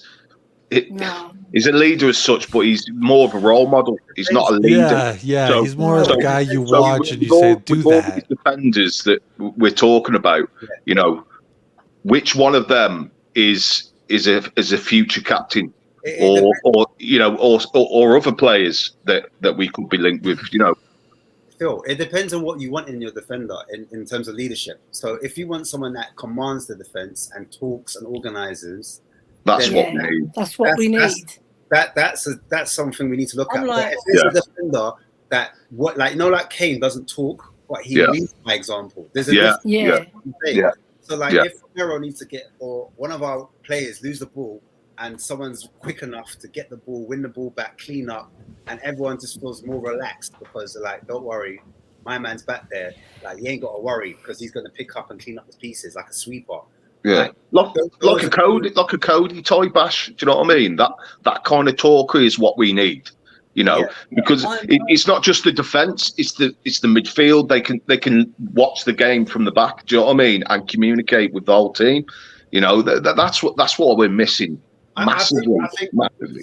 Sorry to jump on Queen Ellie. Yeah, basically with Højbjerg, I felt like he was good at talking, blah blah blah blah, pointing the hands. But when it came to responsibility, that's where I think he went missing. He was the accountability on the pitch wasn't there, and that's why I was asking you. It depends on what type of leader you want. If you want a leader that's on the pitch and he just like, the ball's in the air, he's gonna win that header. Boom, tackle, crunch, and boom. I mean, Spurs fans shouldn't dog Højbjerg. He's been running into the ground for the club. You know what I mean? He was running into the ground. He was running, and I admit that the style of play we played was slightly low block to mid block, so he was further behind in the pitch. But I just felt at certain times you need to get the ball and carry it. You just need awareness as well, Ash. Yeah. With Højbjerg, isn't it? And I'm like, bro, pass the ball. And what he does, instead of passing it, he will pass it to his fullback or his centre back. Yeah. And then if the ball's about to come into him, he will point. Instead of saying like, I want it in this tight area, he will point and be like, go this way, make it go sideways, and then come back to me. Do you know what I'm trying to say? I need a player that's not afraid at any point in any position, that even when he's pressed, he can deal with that situation and he can push. Bissouma can do take that. Responsibility. And even Papa Mat Sarr can do that. Exactly. It reminds me a little bit of Vieira. I hope he comes out to be as good as Vieira, but Vieira always wanted the ball, no matter how tight the position. Always it's comfortable. Yes, I mean, like, and he can break. Højbjerg's not really comfortable on the ball. He's not a natural comfortable player on the ball. You can see it. He gets a bit nervous. He steps on the ball a few times, but he is a thoughtful player. When he does play a good ball, it's just an exceptional ball. Like, I'll give you an example. You know the one at Leeds away, where he chipped it beautifully to KANE, and then he done a brilliant ball against West Ham that carved open the defence. So he has got that in his locker, but he just doesn't do it enough, to make an impact, right? So big up, Phil. Phil's got to drop out. I'm a big up, Phil. I'm not stupid. There are better players out good there. chatting with you guys. Much love, man. Take care, yeah? Phil. Peace. Take care. See you later. I've got to go as well, guys, because my dinner's ready. Yeah, no worries. I'm about to end off as well. It's almost. What we don't know, Ellie, to answer your good point, what we don't know is whether Højbjerg has got another level under Postecoglou, whether these players that might have had the shackles taken off them, they might have a ceiling, they might not. We don't know. It's wait and see, isn't it? True. But he might I be just able think to we've control. seen the best of Højbjerg. I don't think there's any more in his locker. Yeah, I agree with that. I think he's shown us. There's any more. We've given him all the freedom to do X, Y, and Z, and he's kind of shown us where he is. Biggest fan. He's a soldier for what he is. I'll put it that way. He does things. I've always accredited him. Like, every squad needs that guy that's like a janitor. He's gonna do the unpretty things, the things that don't look great, and he's gonna get the job taken care of. And you need that job taken care of, or else you're gonna have a dirty ass hallway. He's the guy who can do that, but for what we're trying to do, we have too many guys that can do what he does and then some. And I think we've seen. It's fair to say, because he's played. I've always been of the camp. Sometimes your best ability can be availability, and that is the thing. He is an asset to wherever he goes because he's available. He's not going to be sitting in the physio room. If he gets a gash in the head, tape it up, you bastard. Hurry up, is what he would say. Then his legs gushing blood, and Jose is like, come on, get subbed out. He's pushing Jose, fuck off me.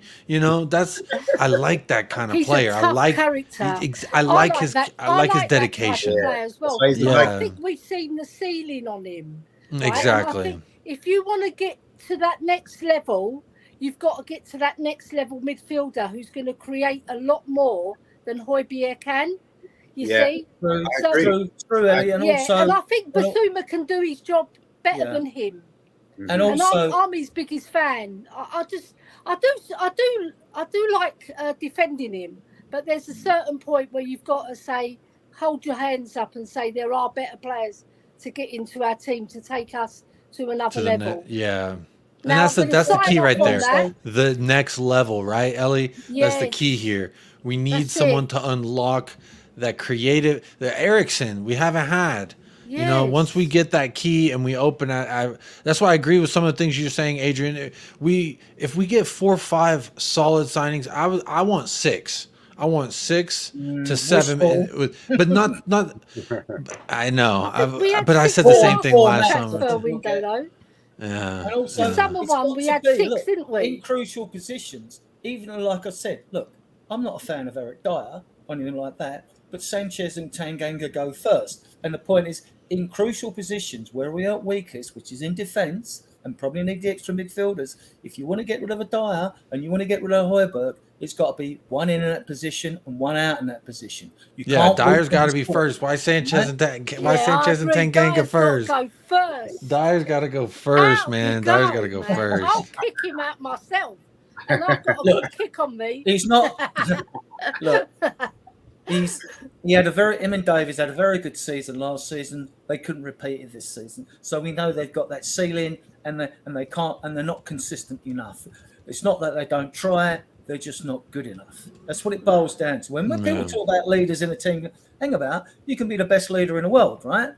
But if you've got a load of crap around you, it doesn't make no difference. You're not going to change anything. The leadership angle gets me because it's another frustrated angle from Spurs fans that think, oh, if we had more leaders in the team, suddenly things would improve dramatically. They won't.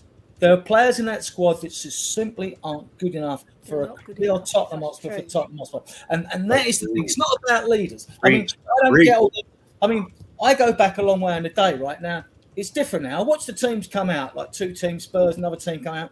They're all shaky-handed. They're all lovey-dovey and all this shit. Back in the day, Wimbledon in their dressing room, they'd be playing pump-up fucking rock music, metal creds or whatever it is, like. They'd be, let's come and do this. They'd go out, they'd be giving the opposing team the fucking evil eye, and they'd all be pumped up for a game. We're probably playing soul music in our dressing room before the game, or love songs or shit like that. And we're coming out. The songs they come out to too is like Marvin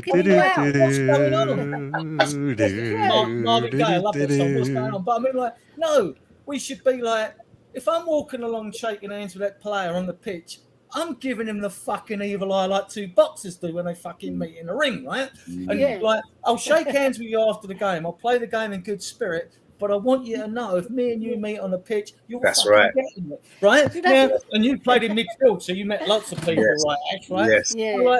Like, what is all this lovey-dovey with like Spurs? We're so wussy and pussy, like when it comes to shit like that. You know, they won't even fill the fucking South Stand with flags and shit like that. Create a Dortmund atmosphere and things like that because they want to be all so nicey, like, you know what I mean? No, but apparently they do on the pitch. Apparently, I was listening to Troy Deeney talk. And Troy Deeney, he's no lightweight. He's half Irish, half Jamaican. So you know in his blood, he's a you know what I'm saying? He was made up hard. You can see his face looks like Shrek. He's got like one of those hard faces, teeth, snaggle tooth. Like, he's no looker. But basically, he was like, yeah, when they're on the pitch, they're talking the most smack. And he said he wants to see what player he can get in their head the first, like the quickest. So he'll go to the defender. He'll tell one of his defenders to smash the ball high and wide. And then that's when he sees what that defender's about, and he will barge him and tug his shirt, and you know what I'm saying? And that's what they do. Apparently, Jack Grealish talks the most amount of smack. Apparently, and also, Ash, another thing that I get with the squad is the fact you need about, on that pitch of 11 players, you need 7 of them that are aggressive players. When you look at like Romero is aggressive, right, and you might name others apart from like Richarlison that are aggressive and players like that, right? Maybe Benton. Porro shows aggression as well, right? So like when you're looking at players like that, they're naturally aggressive, they're biters. You see them fist punch during a game, and you can tell they're winning. I'm not saying that quiet players aren't like that they go about their job quietly, but you need more aggressive players in that Spurs team than we've fucking shown. Because I tell you what, we look like a bunch of fucking ballet dancers at time on that pitch. You know what I mean? It's true. You know, not even good ones at that. Not even good belly dancers. No. Big up Ben. Ones with too much belly. Big up Ben. Yeah, like if I started belly dancing or something, show you what that wiggle looked like. Big up Ben. How are you doing? Back from the United Spurs of America. I am back from the United Spurs in America. I've just been back from the club where we talk about the usual shit. How shit Tottenham Hotspur are, and how much we love Ange. So big up. Big up, Ange. Big up. But yeah. Pubs are good, Ben. Pubs are good for getting drunk and talking bollocks, right? They are. That's the reason we were there. So great to spend my night with many people I am very, very happy to be part of the same community with, and hopefully with some new friends coming forward. So hopefully, Good luck with the protest movement. Good luck with that. Right, I'm going to leave you with a Roy Keane quote where he's being interviewed about baby players, and he goes, "Baby, you baby, you baby." It's so funny when he says that. All right, I've guys, never seen good that. luck. No. It's Good luck brilliant. with Bye, the rest of the Ellie. stream. Thank you so much Big for up, blessing Ben, us with your back from presence. America. I've got the American flag There here. it Big up, is. Ellie. Come Big up. on. USA. Take care. USA. Bye-bye. I've got my massive USA. t-shirt Big on. up. I was in There you Florida. go. Well done. Take care, guys. Cheers. See you, Take Ellie. care, Ellie. Take care. Big up, Ash. Big Ben, up. Ben, you know NASA what actually NASA started stands in for, don't Houston. I just wanted you to know. Houston's where it was Never a at. straight answer. So it helps with Jacob then, because Texas, big up Texas. Big up Texas. Yeah. Big up Texas. Big up Texas. We've been talking You know what about a whole NASA slew of stands things. for, Ben, didn't you? Do you know what NASA stands for? Oh, Never a straight answer. Never a straight answer, mate. Never a straight answer. That's a good one. oh, didn't know that. SOF saying City signing Vardiol for 100 mil. We were never in that race. In my dreams, we were. I have a few FIFA We were careers never in signing which Vardiol. he's wearing lily white and he's wearing the number 4 because he would look good in the number 4 and lily white. I'm just saying. Chris Frank, big up Chris Frank, says always good to add players that show their evil eye, never be intimidated by your opponent. Adrian, were you showing your evil eye as you said that? And SOS from Houston. Hey, H-Town. Keep the evil eye away from you, though. Keep the evil eye away from you. Yeah, unless it's the Greek evil eye, which it is tied 1-1 versus Ireland at halftime. Greece versus the Republic of Ireland. Keeping my eyes on that. I honestly probably going to go for maybe another 15 minutes, 10, 15 minutes or so. But Ben, you are here, so let me ask you about the Tottenham Hotspur schedule release. Do you think they're being unkind to us? No. You have to play every single team twice anyway.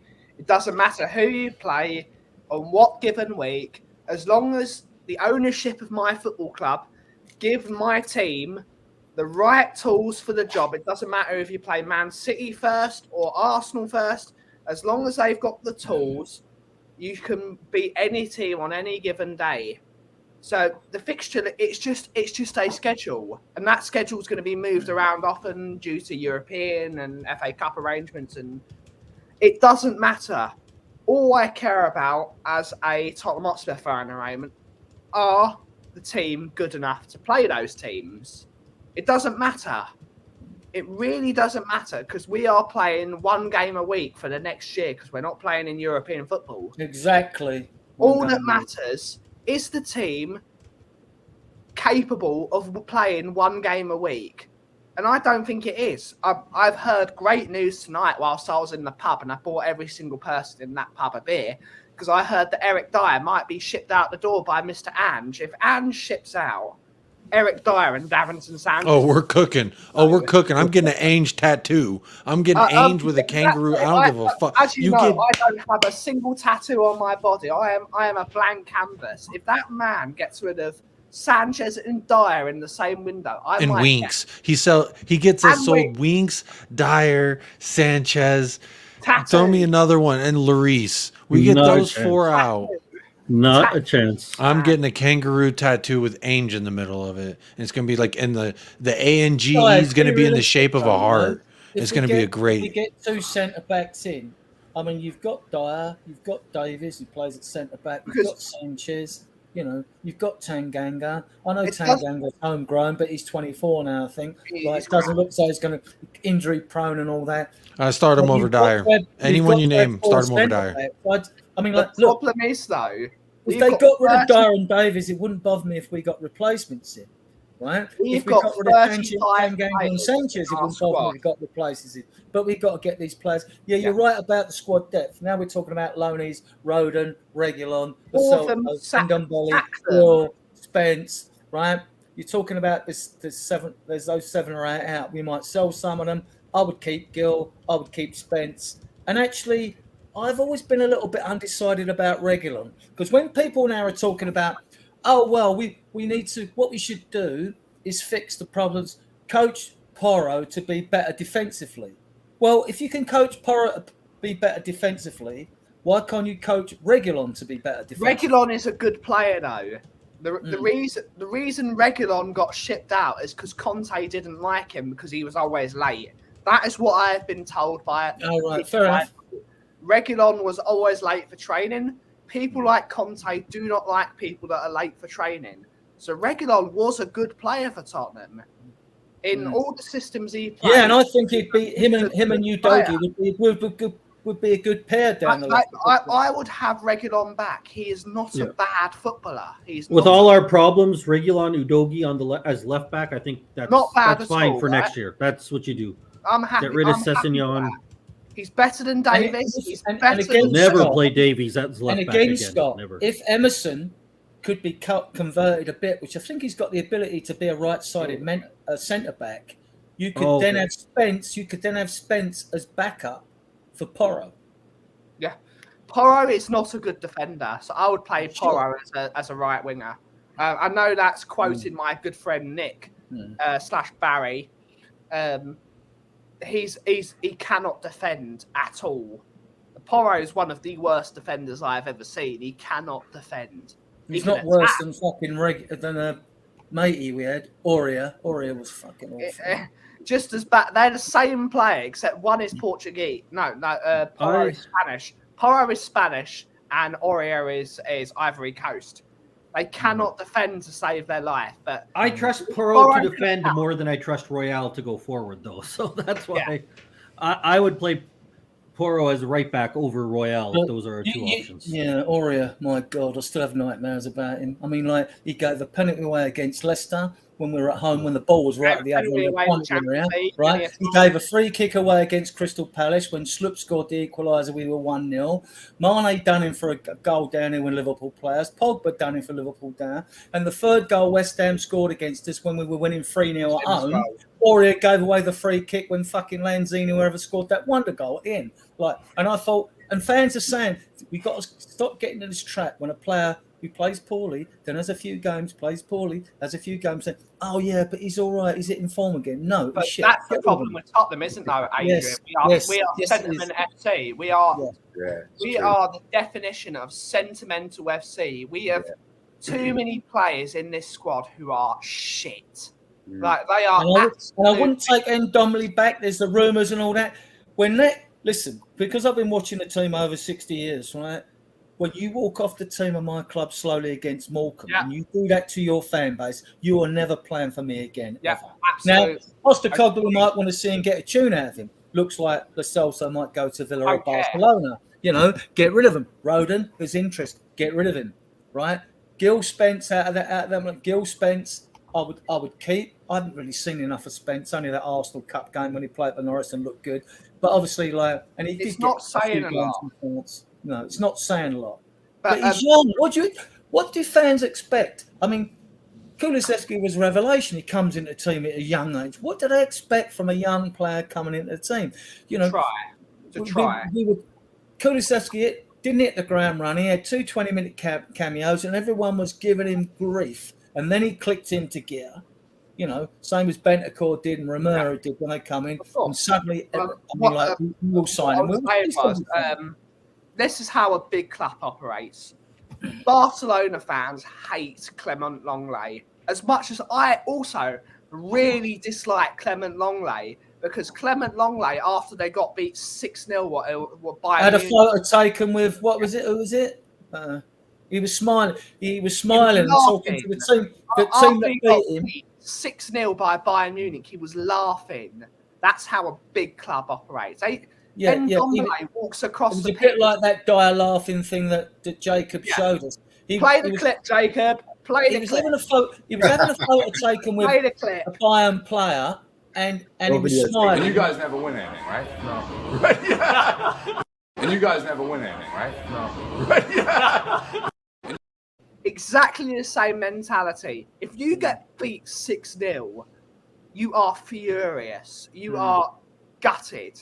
You don't laugh and talk with the other team. You walk off the pitch and think, what the hell happened? What the hell happened? But Clement Longley is so protected because we're Sentiment FC. Everyone said I talk about Clement Longley Locks. I hate the geezer. I like him though, Ben. I've got to be honest. People say to me, "Oh, but he can pass a football. He's better at Davis than passing."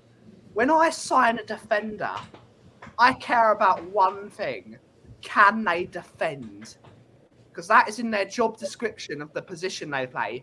Defend. Yeah, what hasn't helped him? Fair enough if you don't like a player, but what hasn't helped him? Like when you got Perisic in front of your Son, who can't defend on the left. Perisic is a good player. He's at the end of his rope, but he's got the strange one, isn't he? Because he's had 12 assists. He's had 12 assists, but he's not been man of the match in any game. And you're here and there with Perisic. He's got a goal.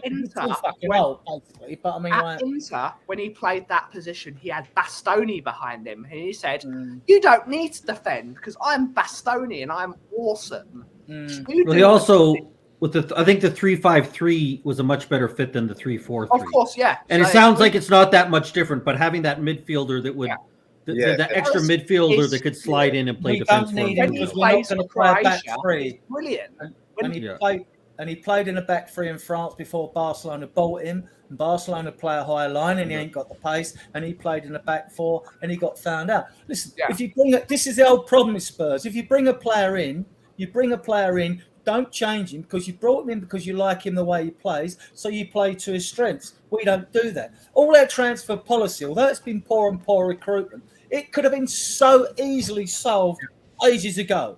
And it's simply you do this. In the old day, this is why you have the saying one season wonder, right? Yeah. Because usually back in the day, you judge the player after their second season. So when you want defenders and you look down the bottom of the league to the bottom 8 teams that are down there, you know they're down there. They don't stay in the Premier League on their away games. They stay on the Premier League on their home games because they'll always nick scalps here and there. And because they have to defend all the time in most games, they've usually got decent defenders. All we had to do in the past, not going for Lo Celso and Ndombele and all that, we could have gone for proven Premier League players instead, and we wouldn't have got in the shit we got into. Simple. It would have been so easy to solve that problem. You look at Tarkowski, who's gone. You look at Lewis Dunk, right? Players like that. They would be better than what we've got now, right? There are other defenders, I can't recall them, rattle them all off now, but I can think of other players we could have gone in for and got. I do not understand why Tottenham are not trying to sign Nikola Milinkovic from Fiorentina. I know Fiorentina aren't the greatest team, but what we need now is a 6'7" defender who takes no nonsense and who can head a ball. If you look at all of our defenders, proactive defenders as well, they're not frightened to make a tackle rather than back away. But we cannot head a ball. I like Romero. He's not the greatest footballer in the world. No, he's not. He's a good footballer. He cannot head a ball. So what you do is you stick a tall centre-half next to him that can head a ball, and then you've got a partnership. Or you play him as the defensive midfielder. I like Grahey from Crystal Palace, but we do not need to spend 60 million on a young player. We won't go for him. That's just bullshit. We do not need that type of... We need a defender who defends and who can head a ball. That's what we need. Someone that can head a ball. Because we cannot head. We've got no height in our team. Davis can't head. Dyer, despite the fact he's 6'3", 6'4", can't hit. Well, he's shit anyway. So why am I even talking about it? The links with Koch, Kilman, they're not going away. Ibanez, that seems to be gathering gravitas. The only problem with Ibanez is I like Gibson guitars and I don't like Ibanez. So as soon as you say Ibanez to me, I think in Ibanez guitars. Frankly. Ash? Who's that guy? I don't know the last one you mentioned, Jacob. Who's the last one? Lives in Qatar. What is it? I don't know. Which one? I'm not sure. Who's the last one you mentioned, Ben? Van der Veen.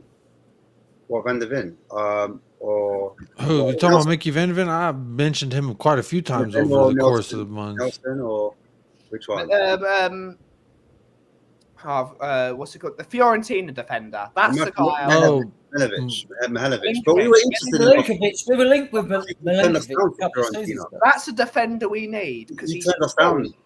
But I think he's the problem. He's another right-sided center back, right? So I don't know if we can pair him with Romero. You get in trouble. Who's going to be pair him with Romero? Who's going to be playing on the left? When fans got him and we ain't got him, and we spent £350 million probably on useless players, right? What you got to also take into consideration, Spurs fans, is do they want to come to us? And a lot of them don't. They don't. Now we haven't got Europe. they don't want to come to us. I think the biggest problem when we come, then you got to question the fact, well, are they really going to give a shit about Spurs, or are they just being mercenary? You know what I mean? For the money. I think one of the other problems, Adrian, is when we bought in Ndombele and Lo Celso, we spent whatever, like, what did it end up being? 110 million for the both of them were, and then within 3 months we sacked Poch and hired Jose, who was probably the worst manager you could possibly have for those kind of players. I'm not saying that they would work out under different managers. I'm not saying that they're great players, but they would have definitely not worked for Jose. If you like, so that's the problem, right? We don't just make bad buys, but then we compound the issue by bringing in managers that don't fit at all with the players we have, and now we're trying to fit square pegs into round holes. And well, there's also it's just overall the overall. There's also a false narrative as well, Scott, isn't there? You've got a question of like when they talk about a new manager will come in and like what if he plays a flat back four and we're overloaded with wing backs? This whole wing back narrative, this new modern Ponzi descriptive narrative of a wing back is just get it in your head, Spurs fans. A wing back is just an attacking fullback. And what the prerequisite should be. Adrian, I know how to trigger you now. I was always going to bring up wingbacks. This is now the third time I think you've brought up wingbacks. And progressively, you've got it's just funny because you've progressively gotten more and more angry each time. The first time you brought it up, you were like, "Yeah, this wingback thing. I don't know why people keep saying that's a made-up thing. It's not." And then the second time you're like, and then we keep going back and forth. You know, these wingbacks, which is not. And then this time you're like, these fucking wingbacks. So as an observer, it was pretty humorous to watch you progressively get more and more mad about the wingback thing. You look at it, right? You look at Kyle Walker, brilliant player, right? And Danny Rose, brilliant players. We had the best pair in the league at that time when they were with us, right? Mm-hmm. But when Kyle Walker and Rose first come to the club, they went out on loan to improve their games, right? Kyle Walker was always caught out of position upfield, a bit like earlier on in his days, and he's progressed and he's learnt the game and he's fucking turned into a fantastic defender, right? I'm confident Porro would do the same. He's got the pace for Walker, you know. But that's kind of what's bailed him out of jail. There won't be a problem with Postecoglou if he plays a fat ball. When people talk about it, just goes against my grain, you know. Like when I had it, all right, it's another angle to a conversation. They're trying to invent a new position on a football field. We get why it's wing backs because you got three at the back and two to the side, and it looks like wings on a bird or a military precision move or something like that. But I mean, like to me, I mean, like you should be able to defend if you're a wing back. If you can't defend as a wing back, you shouldn't be in the team. You shouldn't. If you're defensive responsibilities, play an attacker there. Yeah, attacking midfielder, winger, whatever, you know. Love it, Adrian. It grinds my gears. Seriously. Sorry if I'm talking crap. You know what I mean? No. It's all good. I got to end the show. I'm hungry. Ash is hungry. Our stomachs are in sync. They've been telepathically speaking to one another across how many miles? I don't know. Let's say 4,000. I don't know. That's probably way more than 4,000. I got to look it up now. Hang on. El Paso to London, are you in London? I'm gonna say you're in London. Yeah. 5,000. So I wasn't too far off. 5,162 miles away. Our stomachs are speaking. That's how hungry they are. I gotta go.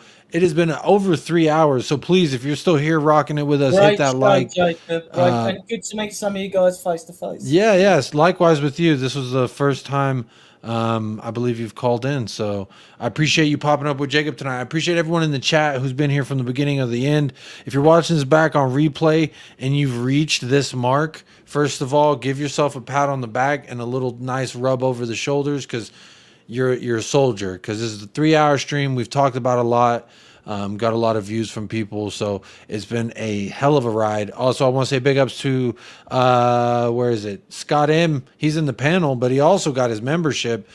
So big up to Scott M for picking that up today and joining the membership. The thing that Ben Kaufman was the first of, if I may add, Ben Kaufman was the first official YouTube member, while Scott M was the first official Patreon member. So think about that. That's a little fun. Got 2 supporters of the channel right here, and I love it.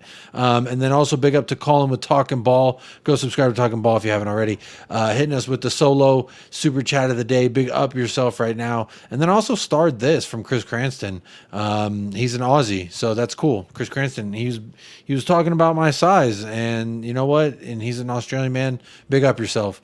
my friend. I hope he did say something about they slaughter kangaroos, that they're kind of pests over there, and I ignored it and I moved on, and I just remembered about it right now, and I remember how upset it makes me. So Chris, if you're watching this, Paul with Hippie Hotspur, if you're watching this, I love kangaroos and you should too. In Ange, I trust. But y'all, this has been a fantastic show. I want to say big ups to everybody. Yeah, big ups Adrian, big up Ash. You can go sub to Ashmatic right here. There's the link. Ben put it in the chat. So go do that. What is that? Today is to didgeridoo. I love those instruments. It's like, I remember reading about them. It was one of the, you have to be able to breathe out while breathing in at the same time in order to play it. And I was like, I guess that's an instrument I'll never fucking learn how to play, because I can't I can impersonate the noise. That's about, it sounds all right to me in my ears, maybe not to the viewers, so sorry. But big up, Ash. Thank you for joining as always. Go check out Southview Coys. Make sure to hit a like and subscribe there. And while you're going on the rounds, make sure to click this link and go over to the coffee company, the chillest corner of YouTube. And I don't even say Spurs YouTube anymore, because they don't talk Spurs anymore. They get mad at me if I bring up Spurs. I was like, oh, I heard this guy's our manager. Like, fuck you. We're brewing bollocks and we're talking about whatever. It could be different topics, but so go check out the chillest corner of YouTube. I love it with my breakfast, and I'm glad that it is back. So big up, Ben. Thank you for joining in late. Sorry it was so short for you, but it was very long for me. I've had a great time though, so I hope you have too. Please do hit that like on your way out. Make sure to subscribe. We're on the road to 1,350. I think we're like 5 or 6 away from 1,350. So if you ain't subbed yet, please do hit that sub. But you probably already are sub, because people who come around this corner, they come around hanging out here, they usually already subscribe. But if you haven't please do it. United Spurs America. And I guess that's really all I got. You know, it's been fun. Friday little pop-up stream. Had a bunch of people call. Big up Ellie. Big up Phil. Who else called in? Big up Mia.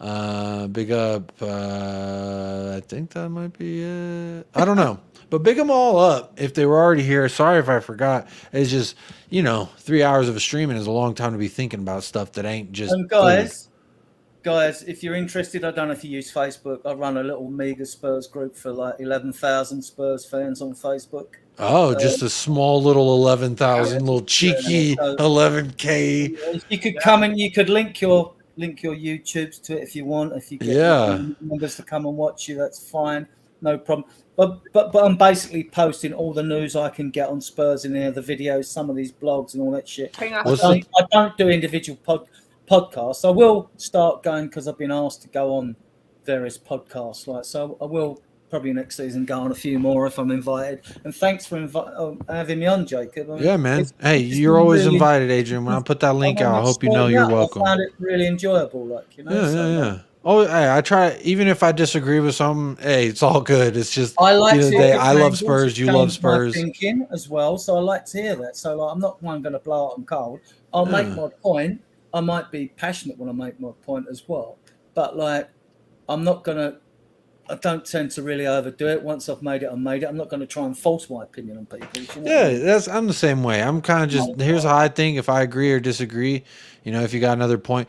And honestly, I've just enjoyed listening to the conversation that you've held amongst yourselves as well.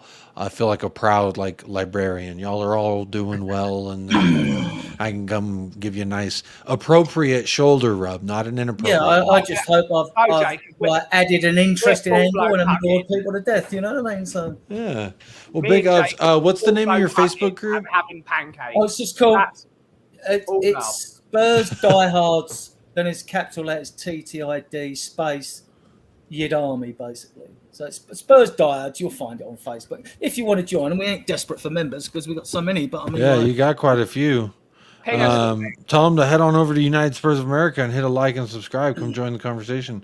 I'm looking for it. So you said Spurs for live? Spurs Diehard. Oh, Spurs. Diehards. I'm in it. I'm in the group.